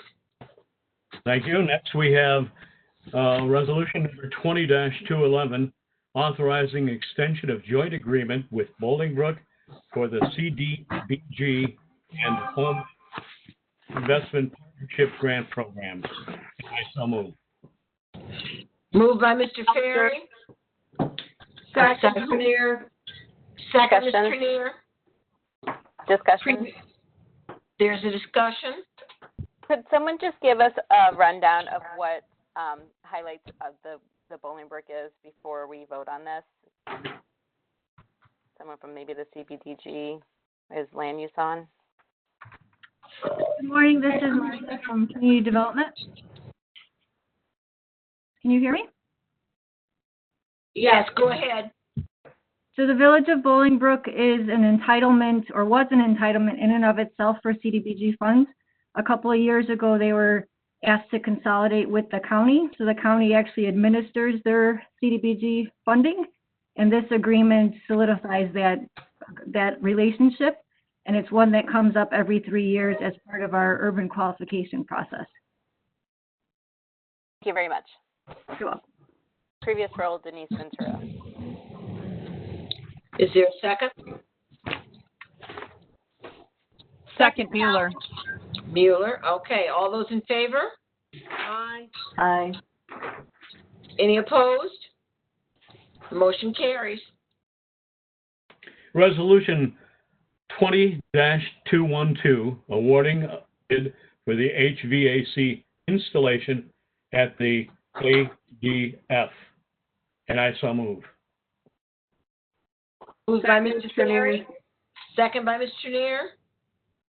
Previous roll, Frizzle. Previous row, Frizzle. Second, O'Gala. Second, O'Gala. All those in favor? Aye. Aye. Any opposed? The motion carries. The next resolution, number 6, is 20-213, authorizing contract renewal with Ann Schneider and Associates. And I so move. Moved by Mr. Ferry. Second, O'Gala. Second, Ms. O'Gala. Previous row. May I have a comment? Previous row, Brooks. Second by Tuminello. Tuminello. All in favor? Aye. Aye. Hey, Denise, can I ask a question? Ms. O'Gala? Yes, I was just wondering when, and I know you're just brand new on this job, so I just was wondering when we might get an update from Ann on where they're at in the process. Just tell us what's going on, you know. Okay. Mr. Palmer? I am here. Judy, what specifically were you looking for an update on? Because we have a couple projects going. We have a couple projects to remind me, which I know we got the Well, Eastern Will County. What's the other one? Well, the Eastern Will County project was talked about at Public Works, but the two main ones that Ann is helping with is the IDOT Master Transportation Infrastructure Plan around the intermodals in Elwood and Joliet, and then there's the CMAP Land Use and Truck Routing Study, which is nearby. So, Okay. Well, maybe, Nick, I'll just talk with you offline. I missed the Public Works meeting the other day, so. I mean, it may be useful to come to either executive committee or public works to talk about we can give an update. I just wanted to know which one, so. Yeah, I just haven't had an update from any of it, so maybe if she could give an update on all of those, that would be great. From my perspective, I mean, you can talk to the rest of the people. Absolutely. We'll do it. Thank you. Thank you. Thank you. Okay. Mr. Ferry? Thank you. I'm sorry. Did we get, Madam Clerk, did we get a vote on that one?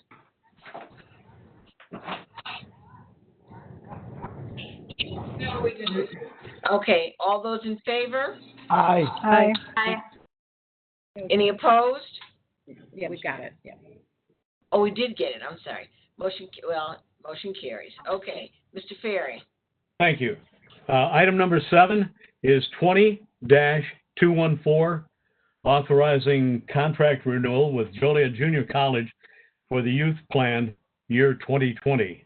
And I so move. Moved by Mr. Ferry, second by Ms. Dollinger. Previous row, Berkowitz. Previous by Ms. Berkowitz. Second by Tyson. Second by Tyson. All those in favor? Aye. Any opposed? The motion carries. Okay, item number 8, resolution 20-215, authorizing contract renewal with Joliet Junior College for work readiness program, and I so move. Motion by Mr. Ferry, second by Mr. Brooks. Previous row, Dollinger. Previous by Dollinger. Second by Mr. Harris. All those in favor? Aye. Aye. Aye. Any opposed?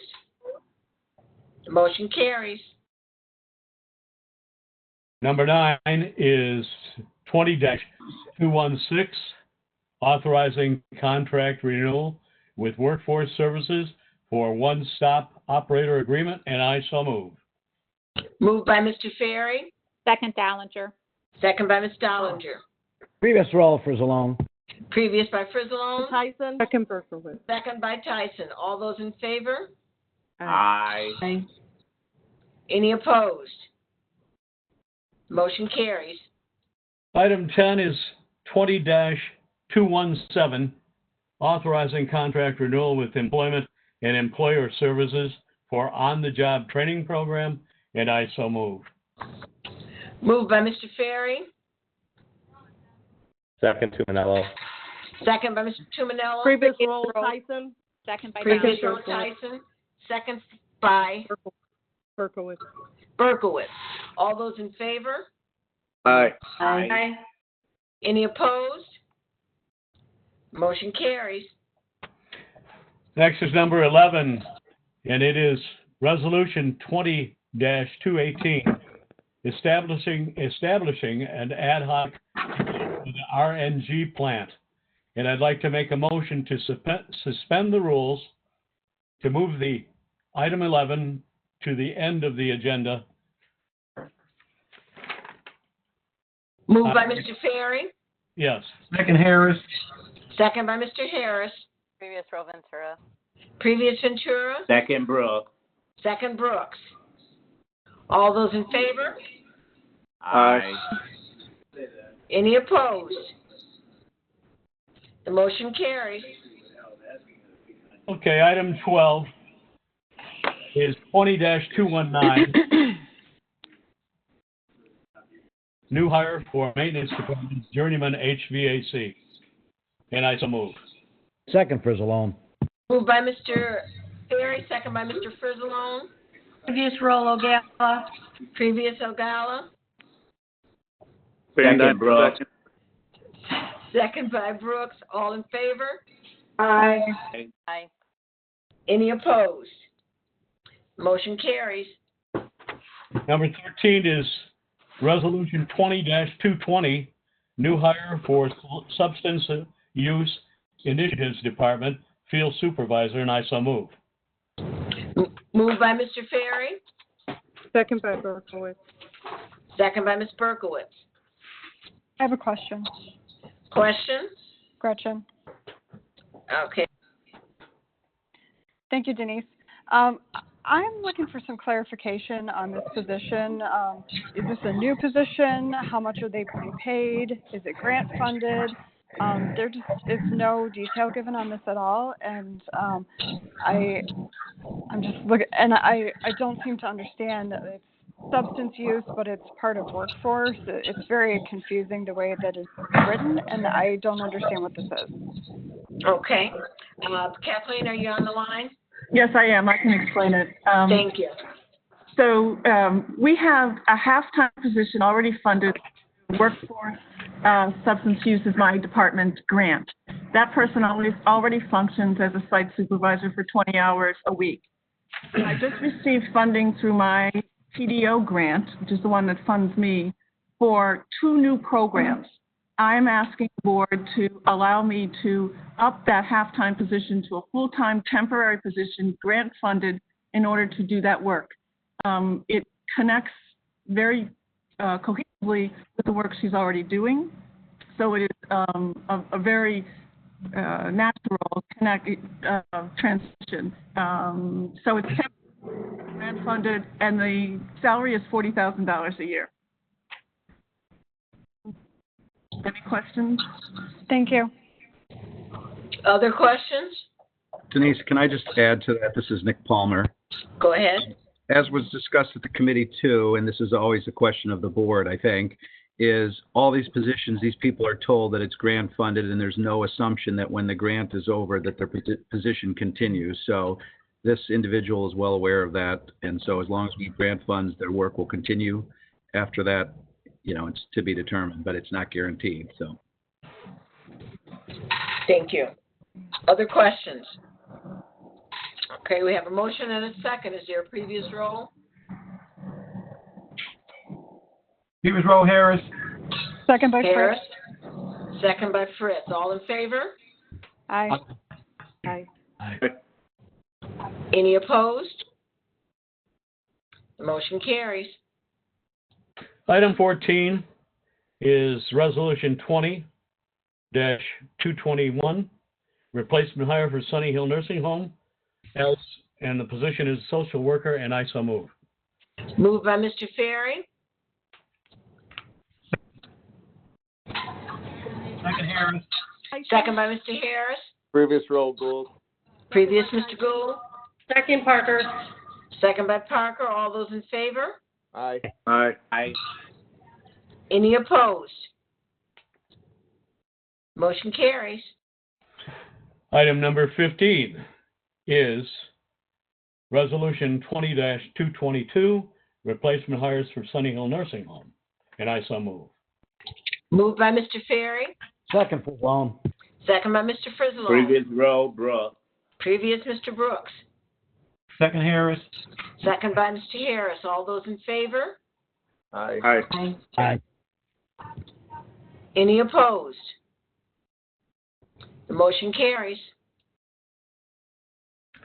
Next is item number 16, nomination and election of County Board Speaker to replace the vacancy of Denice Winfrey. I nominate. May I speak? I'd Go like to ahead. nominate. Is that Ms. Mueller? Go ahead. Yes, it is. I'd like to nominate Representative Mimi Cowan for this position. Nomination by Ms. Mueller. Second, Cook. Second by Ms. Cook. Discussion? Mr. Harris. I got a question. Are we going to nominate more people or one at a time?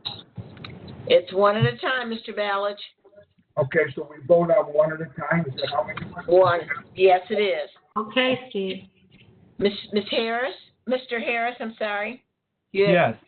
As you know, we have to fill vacancy. This is another vacancy as a result of the passing of Mr. Walsh. During our caucus for the selection of the county executive, we did have discussion in our caucus. We had, basically, it was not unanimous coming out of our caucus as to who would like to bring forward. I had my words and my thoughts, but the caucus did vote.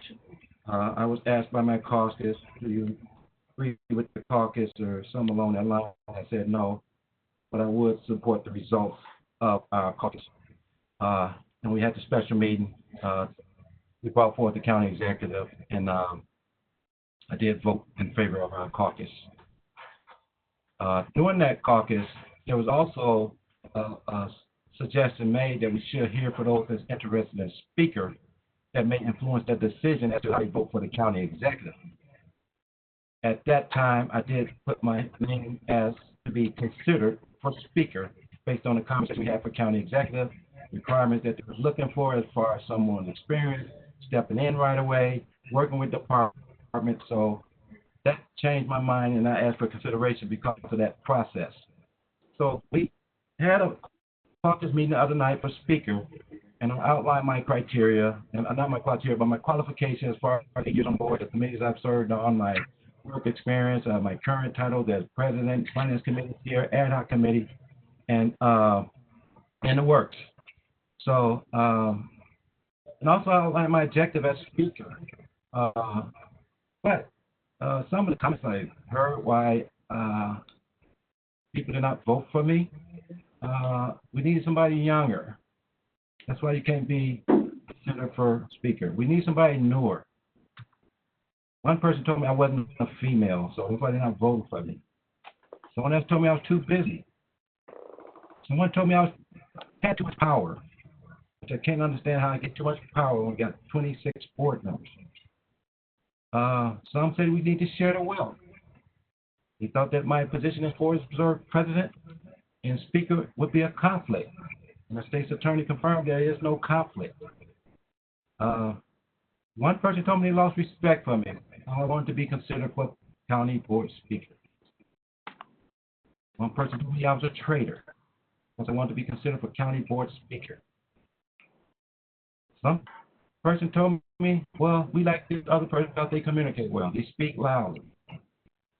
So I'm kind of puzzled as to what the process is, what goes into maybe help get consideration. One thing I can say, regardless of whoever's speaker, I'm not going to change the way I approach things and the way I conduct business. So I'm a man of my word. I did say I would support the results of our caucus. And that's probably the fairest way to do this process now. So I will be a yes vote for the name we have on the floor, which is Mimi Collins. Thank you. Thank you. Are there other comments or questions? Okay, we have a motion and a second. All those in favor? I'm sorry. Aye. Aye. I think we need a roll call. Okay, before we go to that, Ms. Trenier, do you have your hand up? Oh, I could take it down. I was just gonna second. That's fine. Okay, thank you. Yeah, Okay, Madam Clerk, would you call the roll, please? Terry? Yes. I was going to say, man, we should pass and then come back.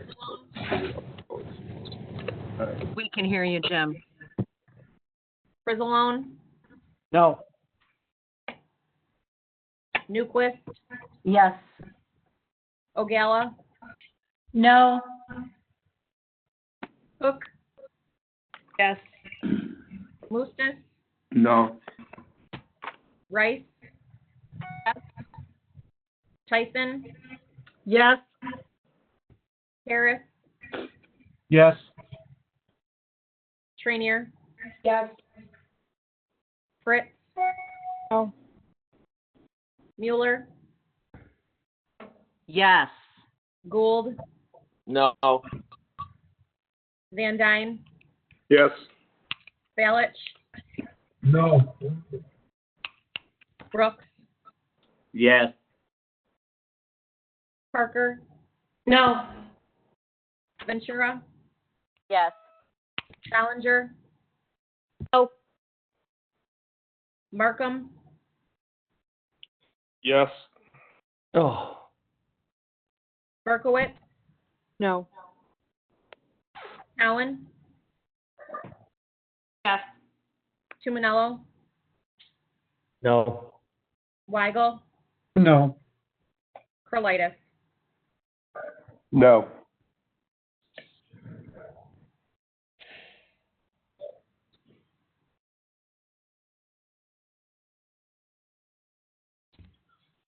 Thirteen affirmative, 12 negative. Madam Speaker, Mike Frizzle here. The nomination passes. Mr. Frizzle. Yeah, in light of the vote, I'd like to ask our caucus to make it unanimous. Thank you, Mr. Frizzle. I would second that. Thank you. I I don't appreciate understand that. how they can vote for other people in their caucus.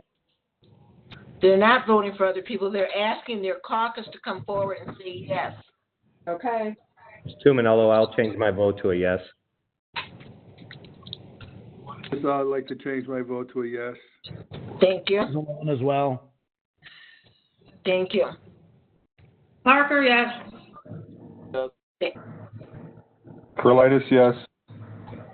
Got it. Michael, yes.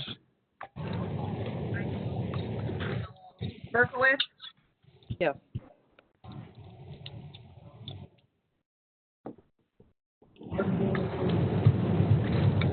Ballinger,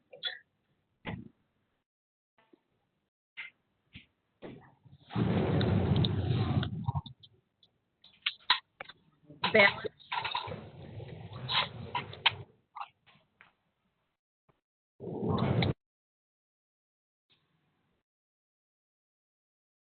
Balich, do you want to be a yes or a no?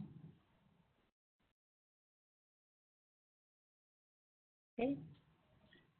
Lauren, did you call me? I don't know if my internet went down or. We were trying to keep track, as everybody said. So, Judy, are you yes or no? I will remain a no. Okay. I'm going to go through the roll call again. Okay. Ferry, Yes. Frizzalone, Yes. Newquist, Yes. Ogala's a no. Correct, yes. Cook, Yes. Mustis, Yes. right? Yes. Tyson, Yes. Harris, Yes. Trainier, Yes. Fritz, No. Mueller, Yes. Gould, Yes. Van Dyne, Yes. Balich, No. Brooks, Yes. Parker, Yes. Ventura, Yes. Ballinger, Yes. Markham, Yes. Berkowitz,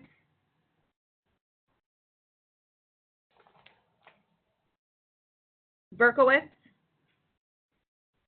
Yes. Cowan, Yes. Tumanello, Yes. Weigel, Yes. Carlitis. I'm a yes. Okay. 22 affirmative, 3 negative. Thank you. Denise, if I might have a moment to explain my no, please. Go ahead, Ms. Ogala. Thank you.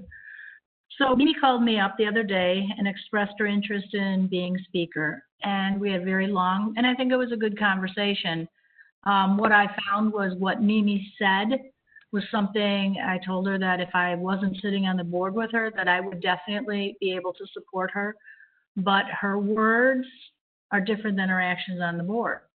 So I'm hoping that as she goes forward in this new role that I know that she wanted, and I think she has the skill set to do, but I hope that she sticks true to the words that she spoke to me and makes me regret my no vote. Thank you. Thank you. Thank you. Okay. Mr. Ferry? Thank you. I want to take a moment to just congratulate the new speaker So, congratulations. It's a hard fight. It took a lot out of everybody involved, and I'm glad that the will of both caucuses has been accomplished. Thank you very much. Let's get back to the script, which is now at this point, we suspended the rules to move item 11 to the end. And the next item is 20-218, establishing an ad hoc committee for the ring plant. I call it ring plant, but it's RNG.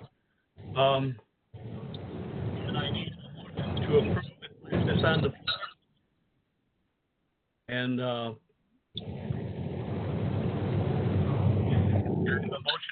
and I so move. I'm having a hard time hearing Mark. I don't know, am I the only one? Yeah, that really kind of faded out, Mark. I'm not sure what's going on there, but your microphone kind of went haywire there. Okay.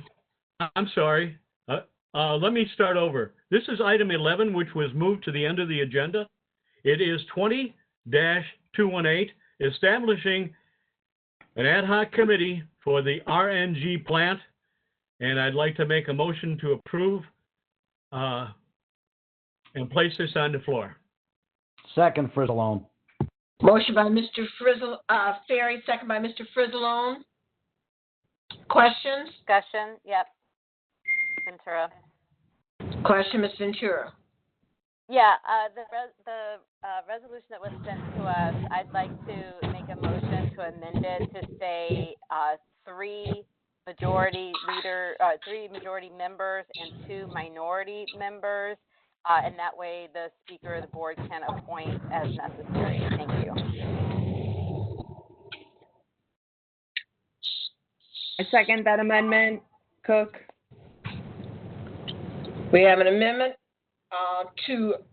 we have a motion to amend the resolution, which would change the makeup of the committee. All those in favor? Aye. Aye. Executive, could I ask her to repeat what the motion was so we get that? Yes, thank you. Yeah, it's a motion to change the wording. Right now it has specific titles. If you could change the wording to 3 majority members and 2 minority members. Yeah, Denise, I do have my hand up. Okay. Do we have the amendment? So this is on the amendment, Jim? Yes, ma'am. Okay, go ahead. Let me say that, generally the Speaker appoints, of course, ad hoc committees, and very often with discussion and in conjunction with the Executive Committee.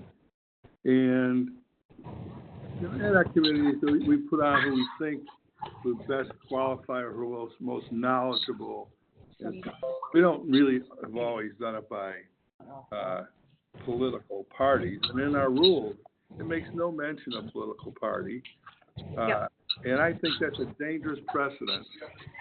It is in our rules, it is the responsibility of the Speaker. Now, I will say, as a practical matter, generally, ad hoc committees will have a majority of the majority party on that. But to restrict the Speaker and the county board, the political division on ad hoc committees, I think would be a mistake. I would encourage you all to vote no. Ad hoc committees generally are special committees that are really just doing some hard work, and I don't believe you should mandate it be done by political division, as none of our committees are. I might add, it's up to the Speaker, and then then the board approves. So I would not. If you want to do this, then make a rule change. But don't tie the speaker's hands on this. So I would encourage you all to vote no. And you Jim, can have I'm happy to change the motion to just say 5 members chosen by the speaker. I'm okay with that. It does not need to be partisan. I agree. Okay, thanks. Are you going to withdraw? I will change Right. my motion to say the wording to be that the speaker appoints 5 members. Okay, that'd be fine with me. Thanks. Keith, this is Mary Tatro. If I could. Yes. So Go ahead, Mary, please.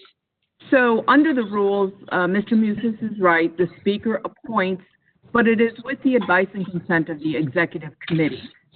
The concern, and this is a policy question for the board, the concern is this project has already been delayed.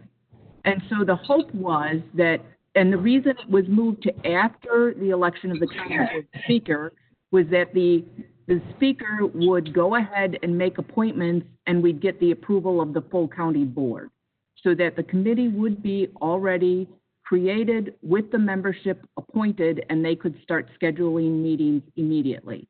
But if the board would prefer not to do that, or if the speaker is not comfortable, which I would understand, making those appointments on such short notice, then you could put it out to an executive committee meeting, but keep it, and I am not sure at this point whether or not there will be a first executive committee meeting. I don't think that's been clarified with it being so close to the 4th of July.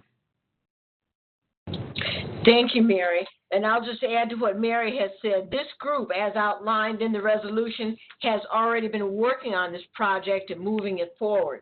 So if you're going to change the membership, that does require us to start over. So I think that's really not in our best interest overall. Denise, I just want to clarify that the sheet that you have and majority and minority leader have, and now County Board Speaker Cowan has received it as well. No one else is aware of those 7 positions that were going to be brought forward to create the ad hoc group. Thank you. Okay, so then Mr. Ferry does have the sheet? Yes, I do. Okay, so would you read that into the record so that other board members can hear that, please? Yeah, sure. From the agenda or from the resolution itself? Which did you want read into the record? I'm asking you to share the positions. Oh, okay. I'm sorry. Yeah, Madam Executive, I believe we have an amendment, a vote on the floor to amend unless Rachel has removed her amendment. She did. We had a motion and She a did. second on that. Yeah, she has said that she changes that. Okay, so that's been removed. Well, let me just verify, Ms. Ventura, that is correct, right?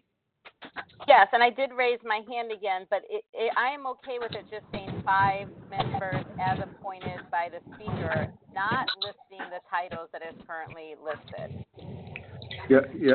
Okay, so let me just share with everyone what the titles currently are, because these are the people that are already working on it. So that may be helpful for people to know. It includes the county board speaker, the majority leader, the minority leader, the capital improvements chair, a county board member from the minority party, a county executive or designee, and then the land use department representatives. So then that's the group that has already been working on it, and that allows us to continue the work that we have done so far without changing out. So that is where we already are, and that's what's being proposed in the resolution, is that group continues. Can I make a But comment that's to that just now? for everybody's clarity, so now.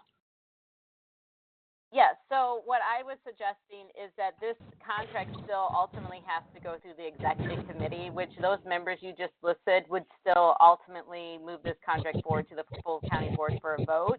This ad hoc committee, my understanding, is to actually go through the bids of the 5 companies who have bid and go through in detail. So I think that those who are interested in this, who have put their name forward, understand that we are then selecting or moving forward who we think would be the best person for that bid. It gives us the opportunity to ask detailed questions to those 5 companies who put in a bid, and then it will still go in front of the speaker, the minority and majority leader, in front of the capital improvement chair. All of those members are already a part of the leadership committee, or the executive committee. So this gives an opportunity to other board members who have to vote on this contract to ask questions and try to also encourage, the participation of the people putting in the bids. That is the reason that I'm asking that instead of the 5 members you've listed here, that you allow 5 different members to go through those contracts in detail, to spend the time analyzing each of those 5 bids, and then ask the questions on the committee. At that point, it's going to come back to this committee, and the chairs, the minority leaders, and the speakers can definitely have their say, as I'm sure that they will. So that is why I'm asking for everybody on this board on both sides to go ahead and allow a few more members to put their to ask the questions here, because I do think this is a huge contract for the county, and the more people we can have involved in the detail aspects of this, the better it is for the county. Thank you. Yeah. Thank you. Okay, I have a couple of hands up. I see Ms. Cowan, followed by Mr. Frizzle, followed by Mr. Moustis. Thank you, Madam Executive. I would be inclined to agree with Mr. Moustis that I understand this is the group that's been working on it, and I do think it's important to have some continuity there.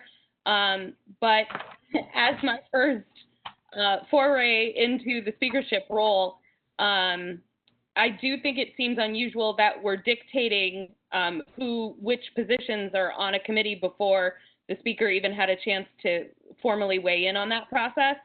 And I would really like to be able to give the chance to a number of the board members on both sides of the aisle who are interested in weighing in on this committee and being part of this committee. I know the decision needs to be made quickly. I'm ready to do that. But as Mr. Moussis indicated, it's a little unusual to hamstring the speaker in their decision-making process. So I would appreciate being given the opportunity to talk to people on both sides of the aisle about who they'd like to see on this ad hoc committee before it's dictated. Thank you. Thank you. Mr. Frizzle?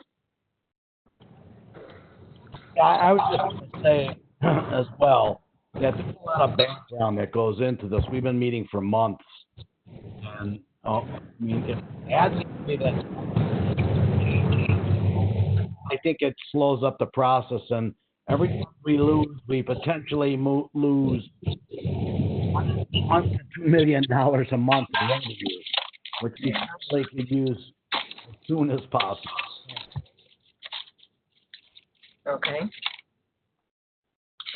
Thank you. I have Mr. Moustis, then Ms. Trenier, then Ms. Dollinger. Okay, yeah, let me say that we do not need to deviate from our current rules. Let's just let it go forward. We don't need any amendments. We just let our rules dictate how we proceed, which is the speaker will appoint a committee with the approval of the executive committee. Now, let me say that because time may be an issue, I certainly think the speaker can assemble a committee pending approval by the executive committee if she chooses to, and that's probably the way I would proceed. Put the committee together. If it's time sensitive, let them continue to work. Certainly, those who've been working on this for months should be part of the committee. You don't want a bunch of folks coming out to start over. Speed. So, because that would just delay us. And as Mike Frizzle had mentioned, we lose millions of dollars every month that this doesn't go forward. So let's just let our rules dictate. And we don't need to change anything. We don't need any special amendments at this point as far as forming the committee. So let the speaker be the speaker. Thanks. I'm sorry, Denice, could I clarify, though? I believe if we want to go forward as is, that the resolution as it's written dictates by title who is going to be on that, and essentially dictates all but who is the minority board member who's going to be on that committee. Is that correct?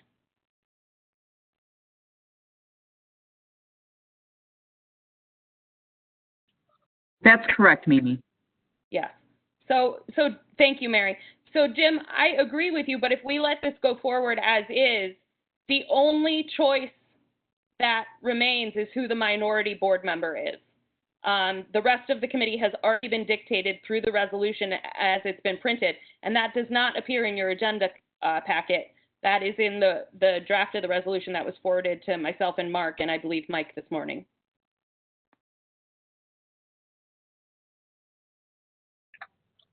Okay. My motion still stands. I'm not sure if someone who seconded the motion before is seconding to change to just 5 members for the speaker to decide.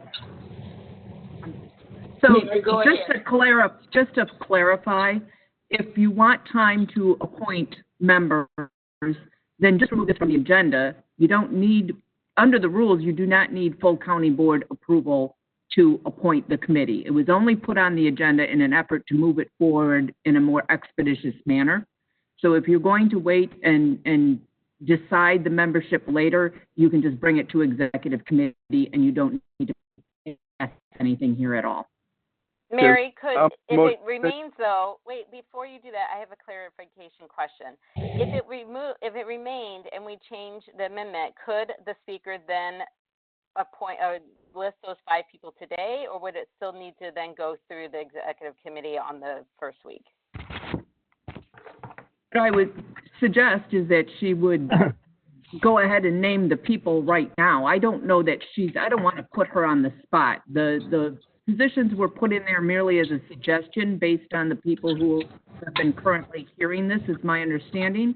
True. But if she is not comfortable with that, and I understand that, then there's really no reason to do anything. It would just remove it from the agenda. And leadership can continue to negotiate or work on this, correct? Well, maybe Mimi should discuss whether she's ready to move forward. There were people at the executive committee who did say that they were interested, including Jackie, myself, Gloria. So I think there are some people who have made that information known, and perhaps Laura could list any other names that had emailed her. I know that was the suggestion, and maybe perhaps she could discuss whether she's prepared to do that now, because these contracts are here. And to Mike and Jim's point, I agree. The more time you give these committee members to look it up, the less time delay there is. And I think it is important to have as much time to review those 5 contracts for whoever's on there, whether it's the people who have looked at some. I mean, nobody has seen these contracts yet, so everybody at that point is at the starting level. However much time we give them, the better, in my opinion. If I may, just a moment, please. Just wanted to share this, and this may be helpful in decisions. I would suggest that we not put Mimi on the spot to try and pick a committee right at the moment. Currently, the subset of the executive committee is already working on this.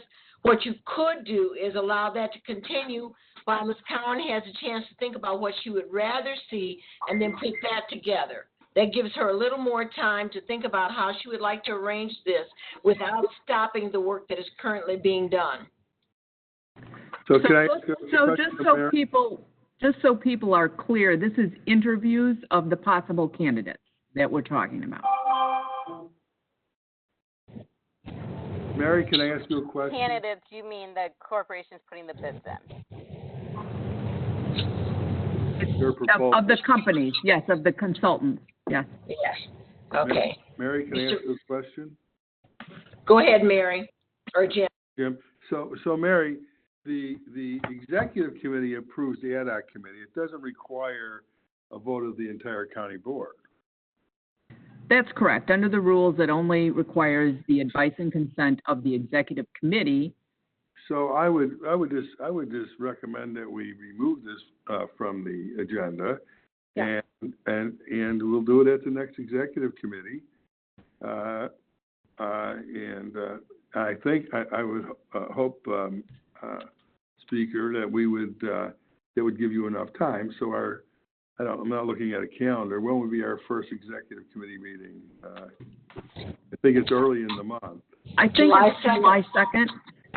So, we're looking at a couple weeks, July 2nd.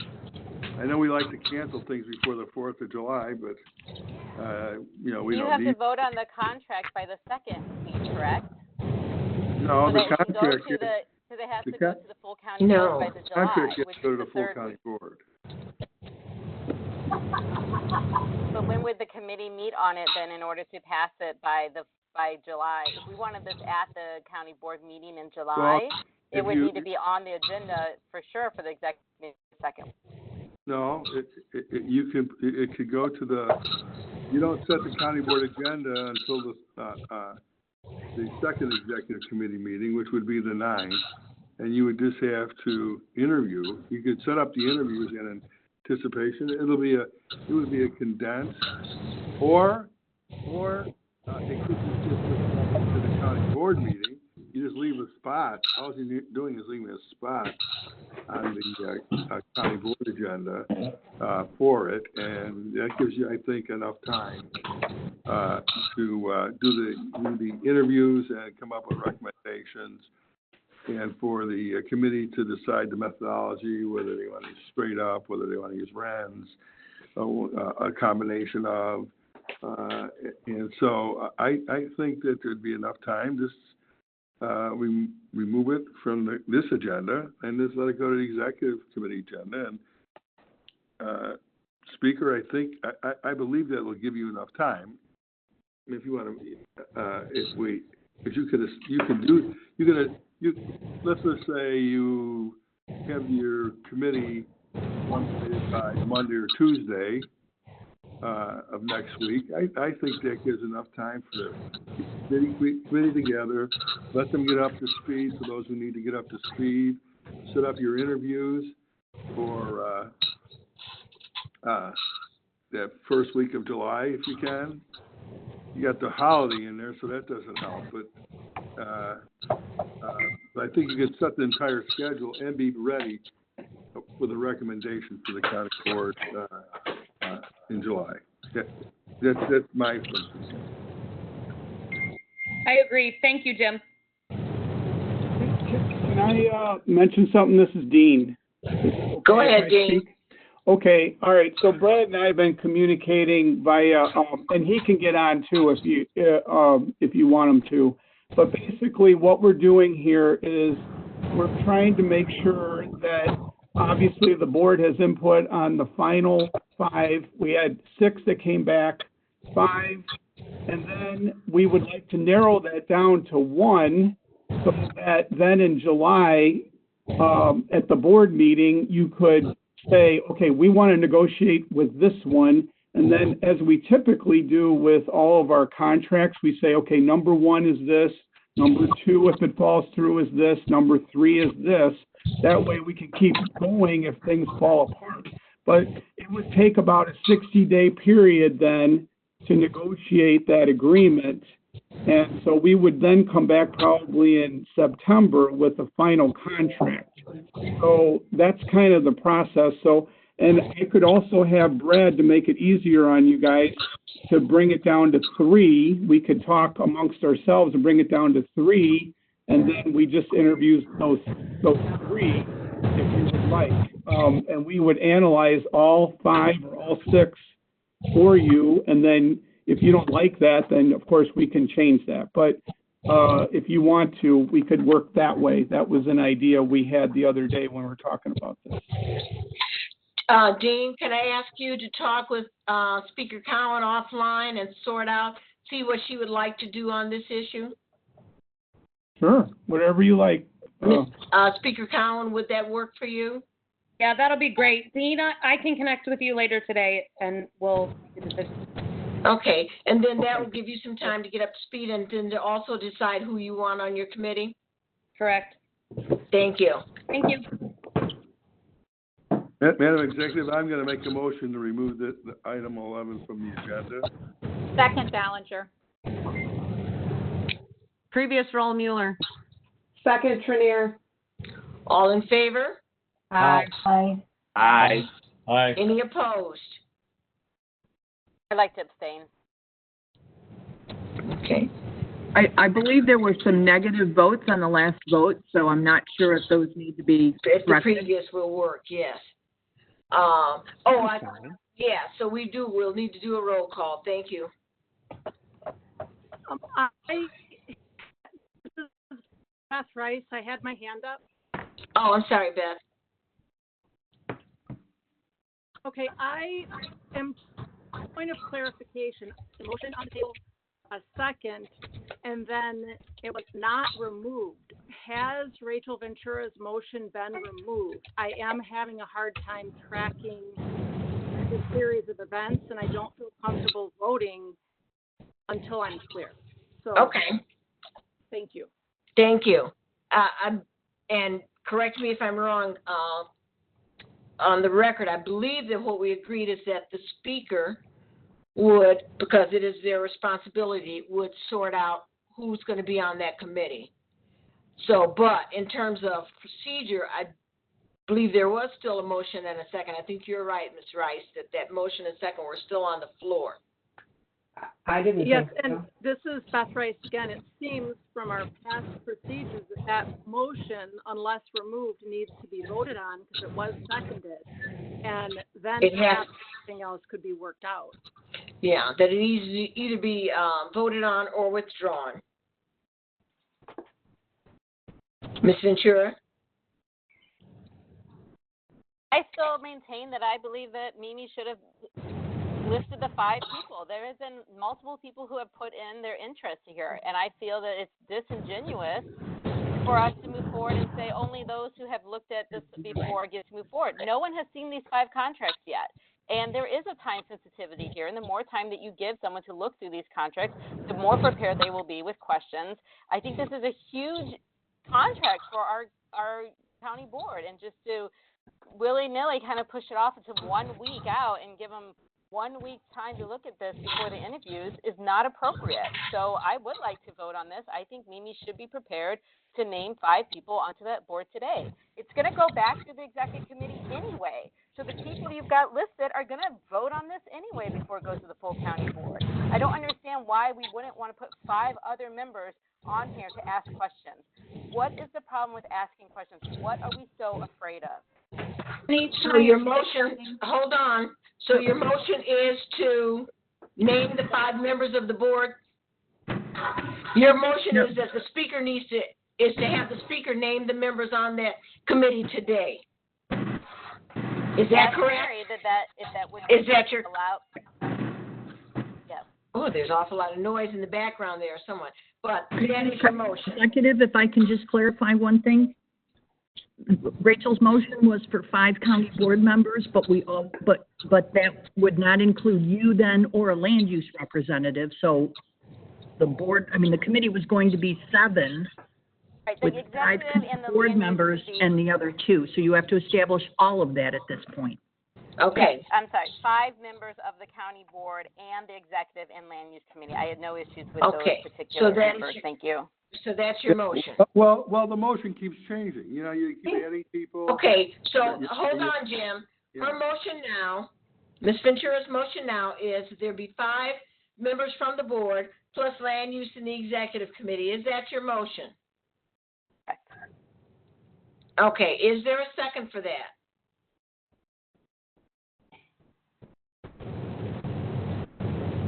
Yeah, right. Beth is a second? Beth, are you seconding or a question? Rice was seconding the motion. Second, okay. All right, call the roll, please. Ferry? Ferry? Okay. Frizzle? Yes. No. Newquist? No. Ogala? No. Cook? No. Moses? No. Rice? Yes. Tyson? No. Harris? No. Trainier? Yes. Fritz? No. Please mute your phone if you're not speaking. Mueller? No.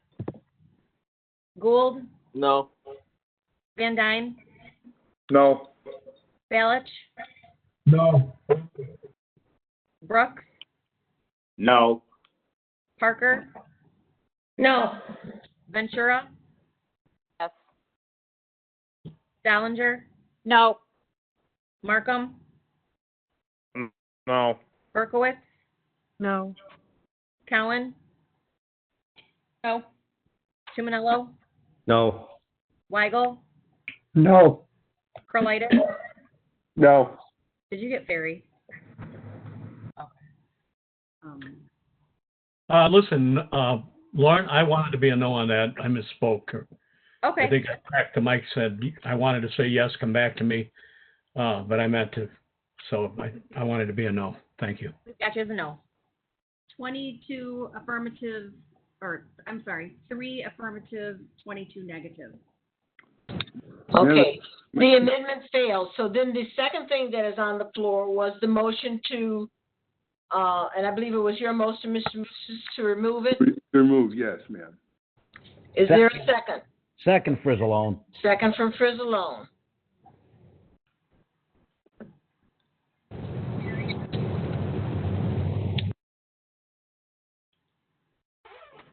Ferry, Yes. Frizzalone, Yes. Newquist, Yes. Ogala, Yes. Cook, Yes. Mustis, Yes. Rice, Yes. Tyson, Yes. Harris, Yes. Trainier, Yes. Fritz, Yes. Mueller, Yes. Gould, Yes. Van Dyne, Yes. Balich, Yes. Brooks, Yes. Parker, Yes. Ventura, Abstain. Dallinger, Yes. Yes. Markham, Berkowitz, Yes. Cowan, Yes. Tumanello, Yes. Weigel, Yes. Carlitis. Yes. 24 affirmative, 1 abstention. Thank you. Okay, so it's removed. Okay, Mr. Ferry, continue. Thank you. Next executive committee meeting is scheduled for July 2nd, 2020 at 10 a.m. Appointments by the county executive. First off, appointments by the county executive that were tabled on 5/21 at the county board meeting. I need a motion to remove them from the table. Move, Brooks. Second, Mueller. Moved by Brooks, second by Mueller. Those in favor? Aye. Aye. Any opposed? Motion carries. Madam Clerk, I think you need a roll call for that. Okay. Madam Clerk?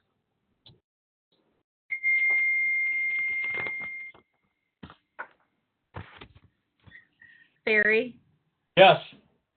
Frizzalone,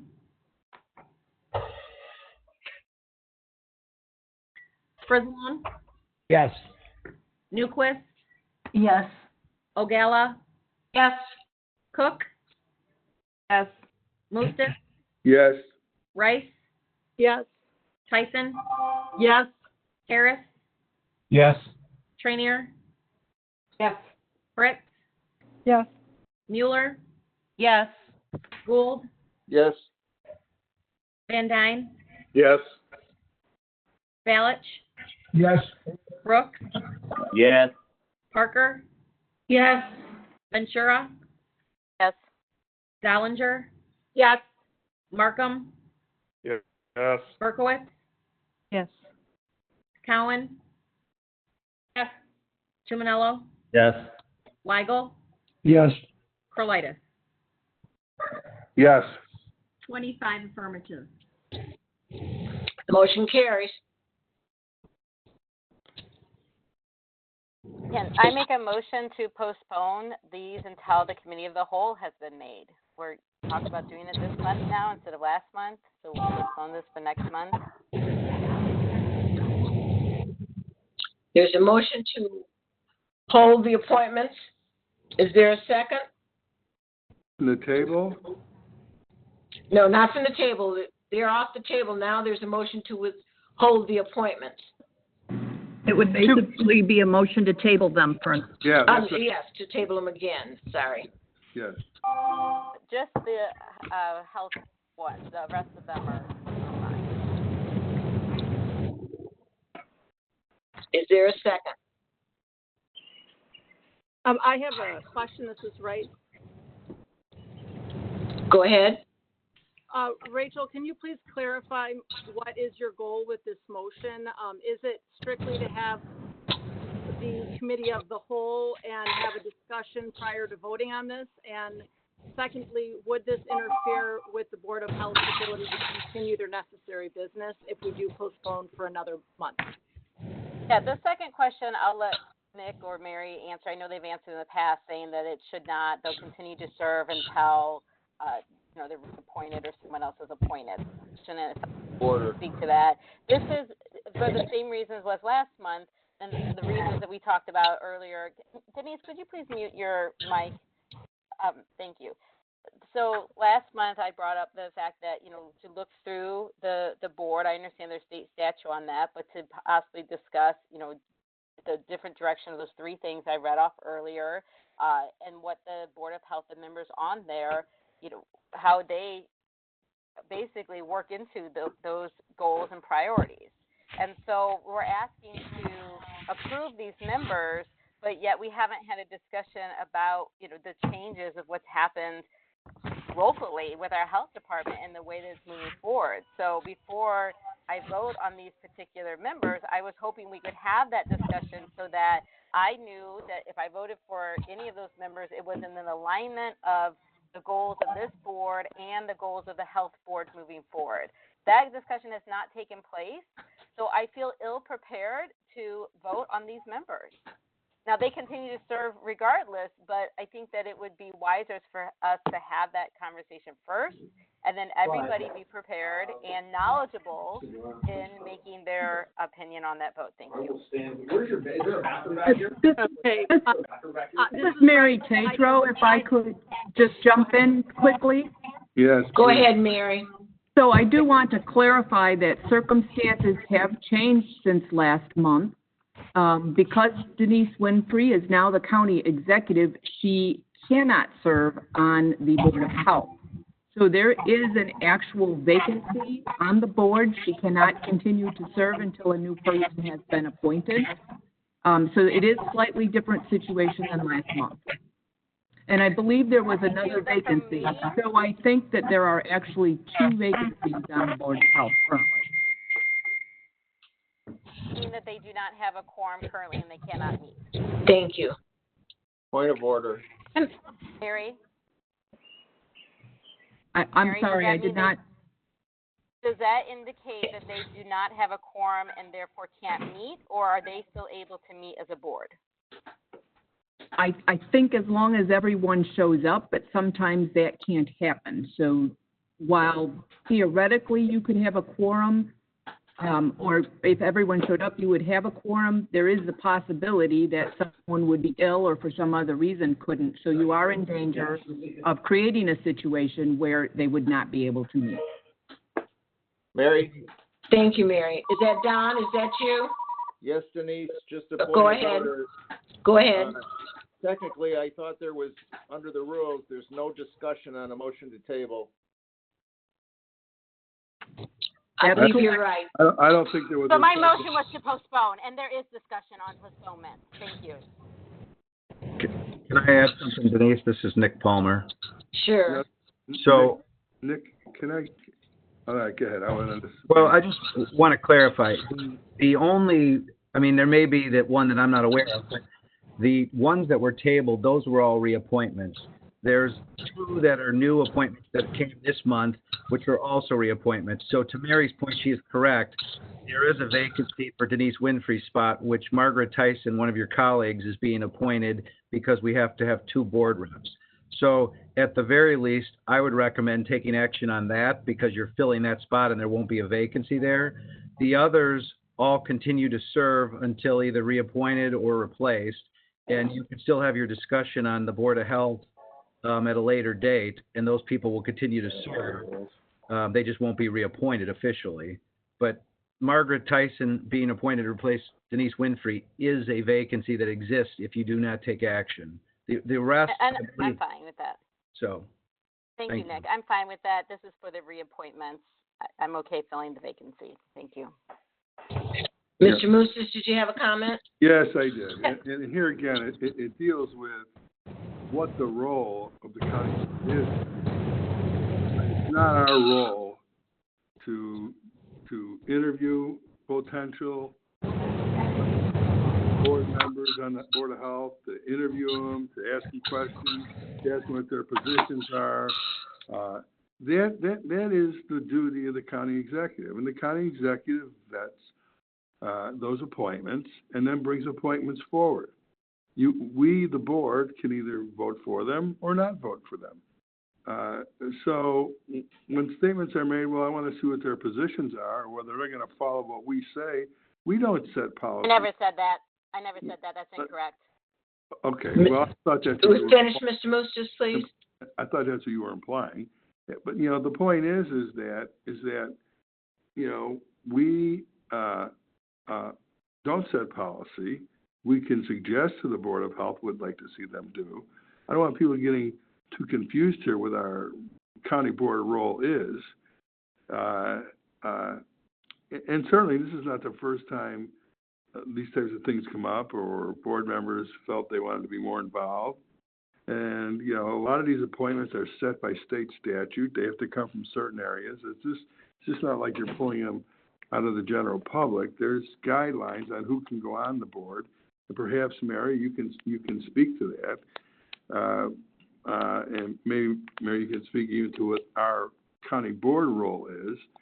But it's really the county executive that decides to bring those names forward based, I would assume, or hopefully, on the policies that the board would like to see or how they would like to see the Board of Health go forward. So I don't know, and I'm not asking you to explain it again. I don't know exactly why you feel you want to postpone, so you can get a better feel for who they are or what they do or what kind of policies they support.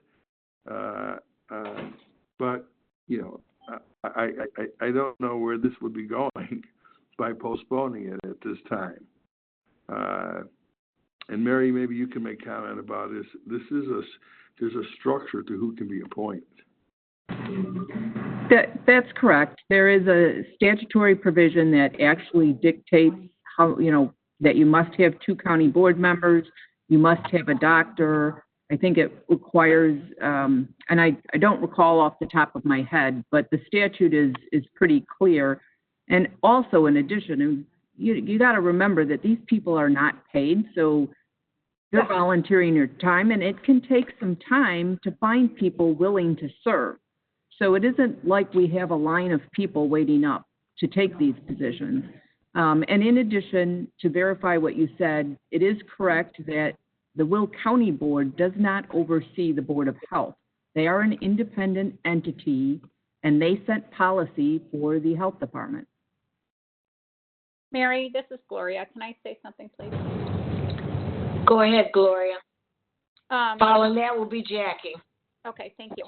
I understand that we may want to get a better handle on what is happening at the Board of Health, but I do think it is wrong to hold up these appointments.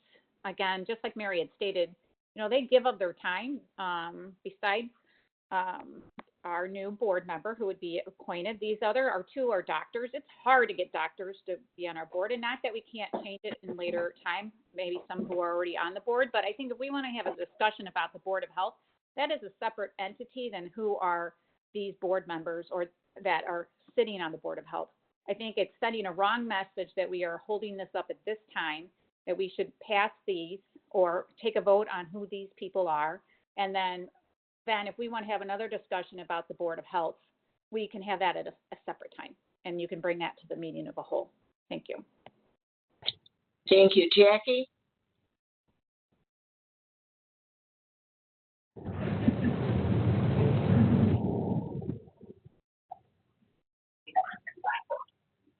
No? Okay. I also see, Don, is your hand still up or is it? No, I'm sorry, it's down. Okay. Beth, is that a new hand? It is. I am going to withdraw my second if that's possible.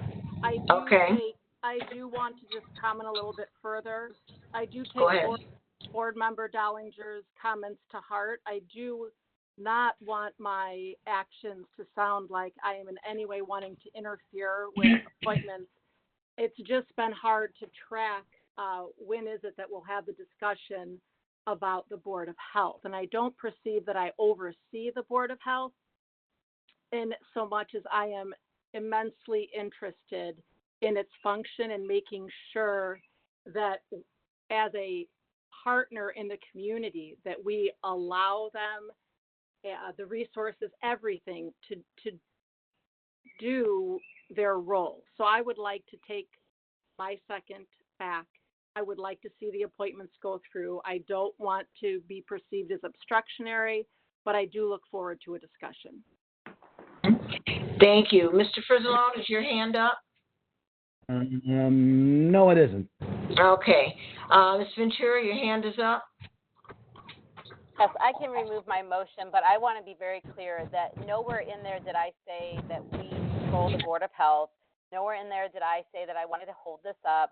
Nowhere in there did I make any indication that this was about any one particular person who would be reappointed or not. That is not the intent of this. I'm very upset that that's where this all went when I've been accused in this meeting of being ignorant and not knowledgeable. And here's a moment where I've asked my county board members to give us an opportunity to be more knowledgeable about a situation. And we're basically told, get in line, vote with these people, and move forward.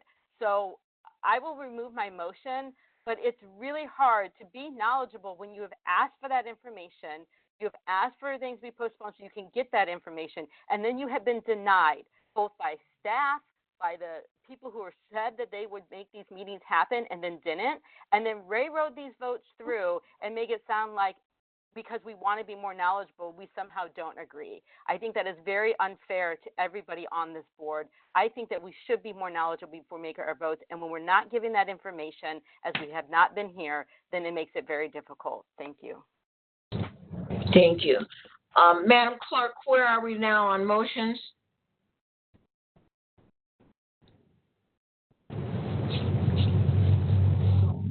We voted on the motion to. I'll make a motion to approve all the county executives' appointments. Second, Frizzle. Previous row, Brooke. Second, O'Gala. All those in favor? Aye. I'd like to be abstained. We have an abstention. Any others opposed or abstaining? Motion carries. Mr. Ferry, did you have something else? Well, yes. I wasn't sure. Mr. Mostis is, I thought he said all appointments, but I wasn't sure if we needed another item. June appointments, 2020 appointments to boards and commission. I need a motion to approve. Motion Mueller. Second, Frizzle. Previous roll, Newquist. Okay, Fritz. All those in favor? Aye. Aye. Aye. Any opposed? The motion carries. Rachel, how are you voting on that? Yes. Thank you. Okay, next up is public comments. Do we have anybody from the public registered, Beth? Oh, we're still talking? What are they talking about? No, ma'am, I have nothing. Okay, do we have anything to be read into the record? Ma'am. No? Okay. Next up then, comments by board members. Denise, I got a comment. This is Ken. Mr. Harris, go ahead. I want to thank the board for voting on the two resolutions, 20-09 and 20-210. These relate to the CARES funding, the $120.5 million we have to expend. These are very important in this process, so we will be moving forward. And to my committee members, I was trying to set a meeting for the 24th, which is next Wednesday. If that's good, I'll know so that we can set that. If not, then we can set another date. Paying for a ridiculous amount of money. Thank you. Do we have any others? Gloria Dollinger, please. Go ahead, Gloria. Okay, thanks, Denise. I'd like to, first of all, just recognize, we have a lot of ad hoc committees, a lot of different committees, and that members are always welcome to come and be on those committees at any time, along with any other board meeting that happens within our Will County. Members are always welcome to come, be in the audience, and have a time to speak even in public sessions. So if we want to become more knowledgeable about anything that's going on in the county, it's important that you get out and you participate in any way that you feel that you need to do that to be more informed. So I just think when we have all these committees, I don't know if you necessarily always need to add more and more people onto them, but as a board member, you need to come and be prepared, or come and be prepared and come and sit on the meeting and listen so that you can send an opinion. With that said, I just want to let Mimi know that I will not be on an ad hoc committee just because of certain obligations that I have going on right now. Thank you. Thank you. Are there others? I have one comment, Adam. Mr. Tuminello? Thank you very much. Okay. I just wanted to say congratulations to Mimi. Let you know that, you got some big shoes over there to fill. There's been some great speakers along the way. With Mr. Muses was a very long-serving speaker who, at times, could get political, but was always respected by both sides of the aisle. Mr. Brooks, and then followed by Miss Winfrey, of course. I think the secret to being a successful speaker is to realize that, yes, we understand you're in a political role. However, the secret to being a successful speaker is to understand you represent all 26 members of the board, and I think you're going to do a good job. Just keep your ears open and be willing to communicate with both sides, and I just want to wish you the luck moving forward. Thank you. Others wishing to speak?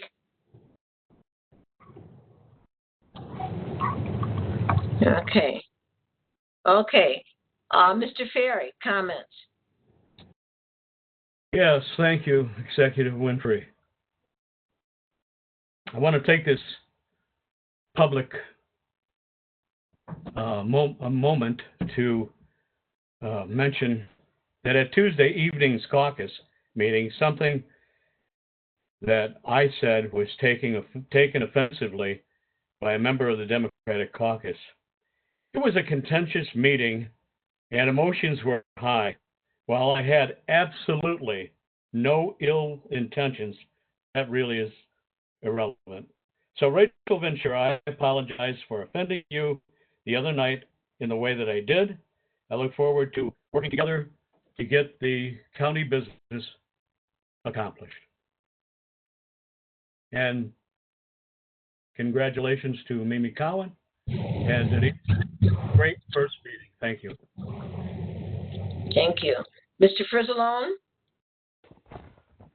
Good afternoon, I guess it is, Will County. Thank you.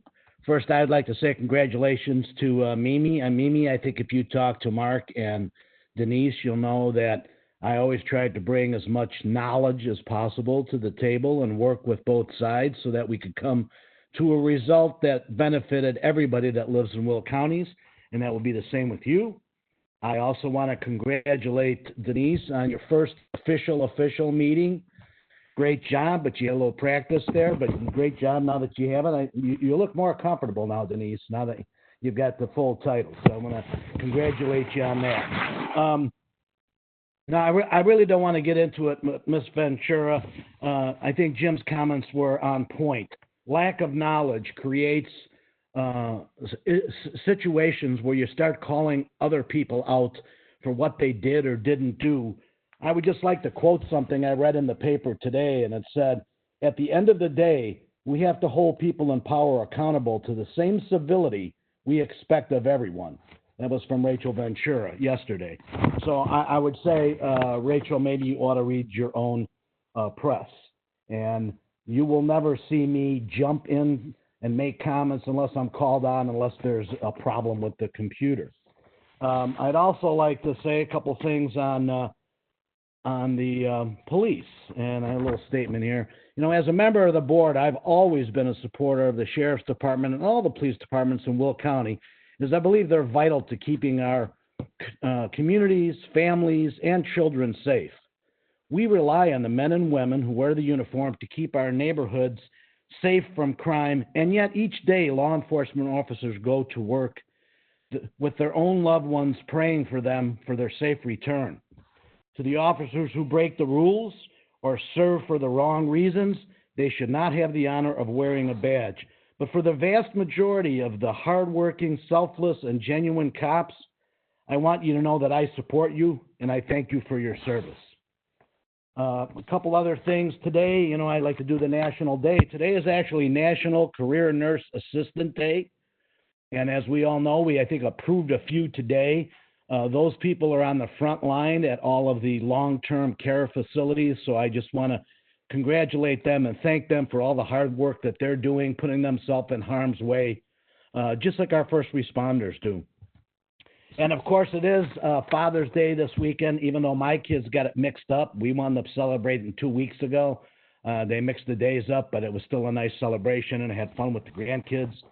And speaking of grandkids, finally, I hope and pray that my kids and grandkids live in a world full of people without labels. And I don't know that I'll see that totally in my lifetime, but hopefully we can get closer to that so that when my kids, my grandkids, who are 9 and younger right now, are my age, these kinds of conversations won't have to happen. Thank you and have a nice weekend.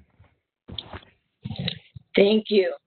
You all know that we do have to have an executive session today. You received a notice of where to call in separately for that. So we will take a 5-minute break, and then I'll expect people to call in or log on to that numbers. So that, I'm not sure who's talking, but I'm not finished. So that we can log on to that and be ready to go. Now, we have the county board speaker. Is that who I heard? Yeah, thank you. Okay, sorry. Go ahead, Mimi. Thank you. So I just wanted to take a minute to say thank you to everyone, to acknowledge once again the loss that Larry Walsh's absence is causing in Will County for his family, for all of us, for his friends, and that he certainly will be missed by people all over the county.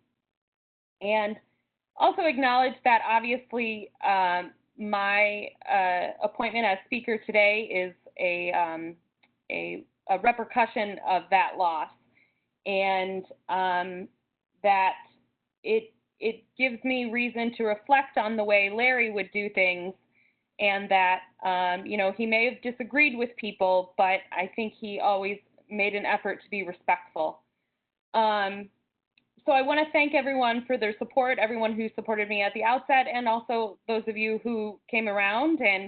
And I am especially thankful that I have 2 former speakers to guide me and give me advice and support in the next few months.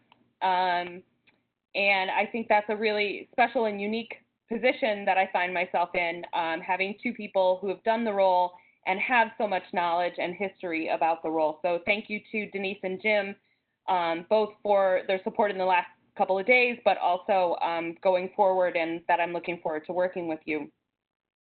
I do want to say that to Judy and Ray and those of you who are concerned about maybe the way I have used the microphone in the past and how that will be going forward. I hear your concerns, and I do consider this an entirely different role, and I appreciate your support in reminding me that the speaker is someone who works with the entire board and represents the entire board, and I do consider that to be a very important facet of this position, and you have my word that it's my goal to uphold that part of the position.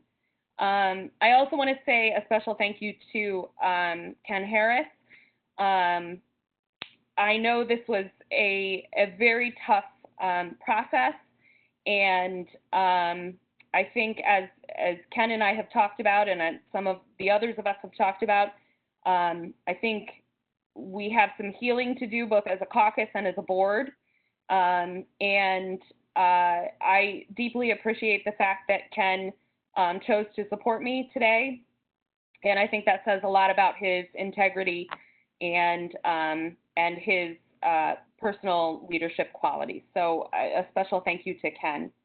I do think that as I've been reflecting over things in the last couple of weeks, I think in general we're all under a lot of stress right now. Certainly the whole world is under stress right now.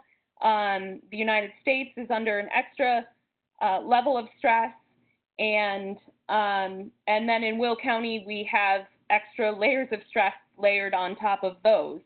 And I do think it's causing all of us to feel that stress and to behave maybe slightly differently because of that. And I hope we can all remember to try to evaluate our stress levels and continue to strive to be the best versions of ourselves as leaders, and especially when we are in public meetings, and being a good example for our whole community about how we can disagree on things but still remain responsible.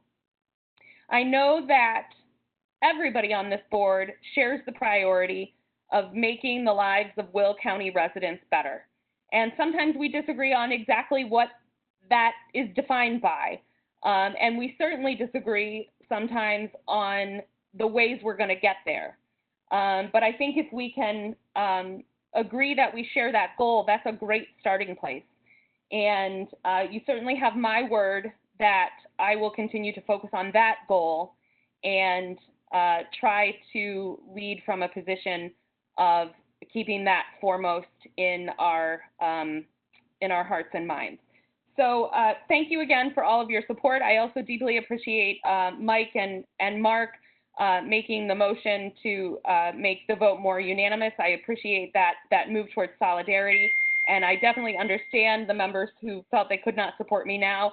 I do look forward to working with you, and I understand your concerns, and I hope that that down the road we will see that we have more in common than apart. So I look forward to this job. I know it's going to be tough. I'll be honest, I'm nervous, but I'm hopeful and excited, and I'm looking forward to the coming months. Thank you very much. Thank you, Mimi, and I owe you an apology. I forgot which role I was filling. So lost track there for a minute. Okay, so where we are now, we are ready to go for executive session. If we can reconvene in 5 minutes on the other. We need a vote. A vote to go into executive session for the purposes of addressing pending litigation. I'll make it. Second. Madam Clerk? Ferry? Yes. Frizzle? Yes. Newquist? Yes. Ogala? Yes. Cook? Yes. Mustis? Yes. Rice? Yes. Tyson? Yes. Harris? Yes. Trainier? Yes. Fritz? Yes. Mueller? Yes. Gould? Yes. Van Dyne? Yes. Balich?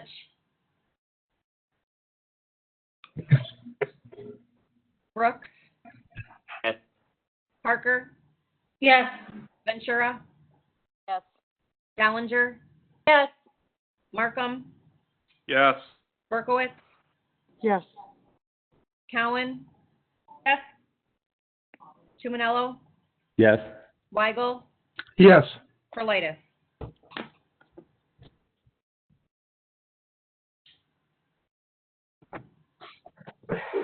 Prolitis.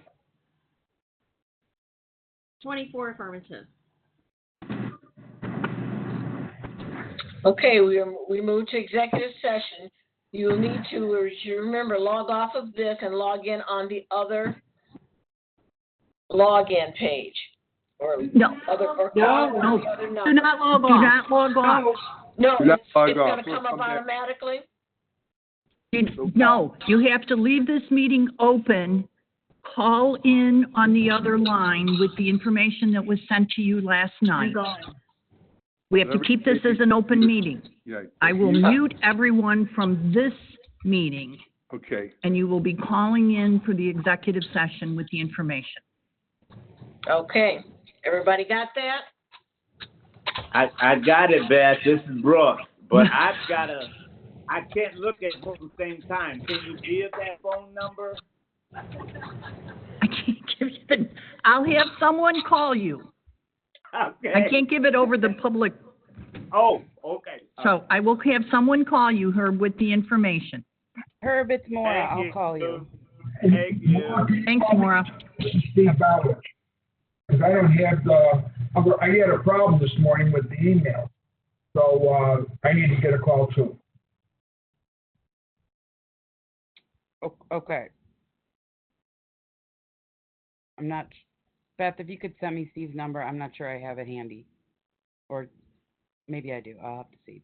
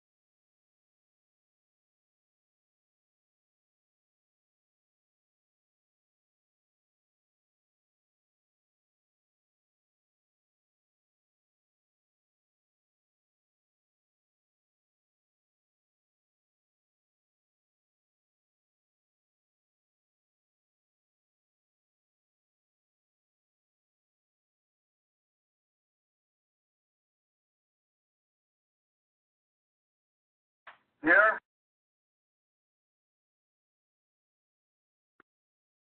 You quit. Here. You know, I'm getting feedback from my laptop. You muted us, but your voice is still coming through on the regular meeting. Mute your speaker. Mute your speakers.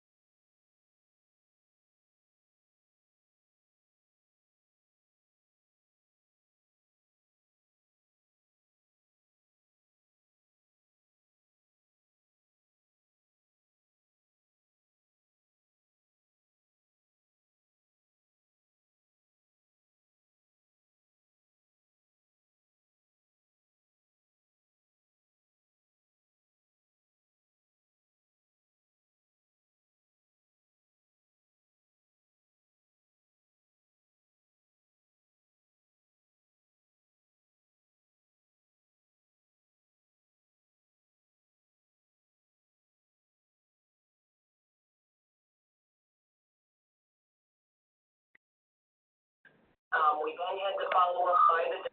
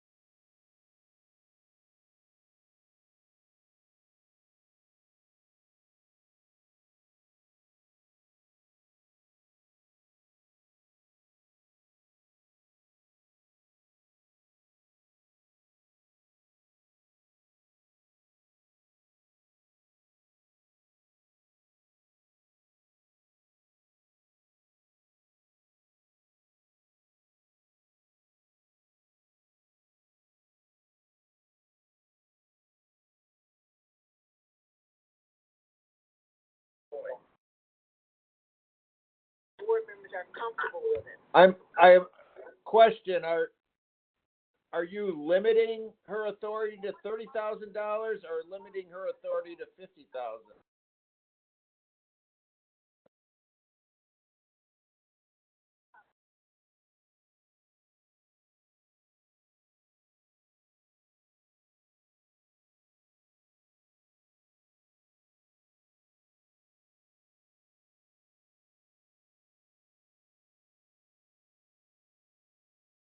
Somebody.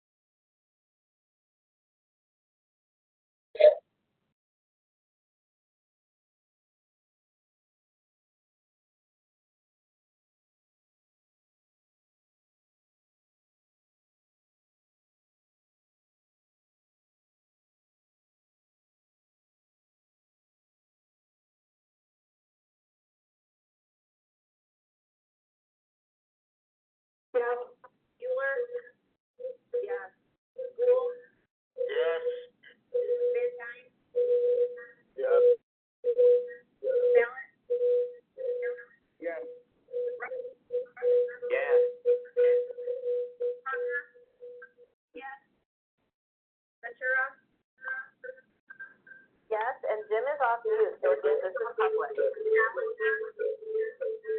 Yes. Mute your computer. I'm not even on. Say yes. Yes. Yes, you are. That's fine.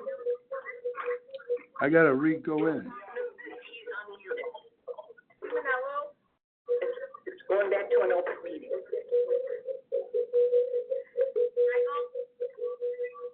Yes. Delighted.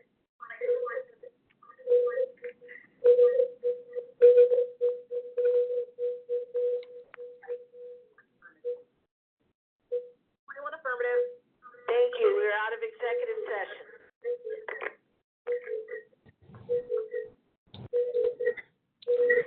Denise, I unmuted you then.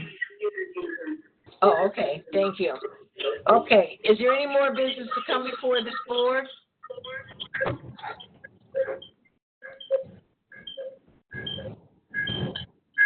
I can't hear anybody. Yeah, there's so much noise in the line. I know. Okay.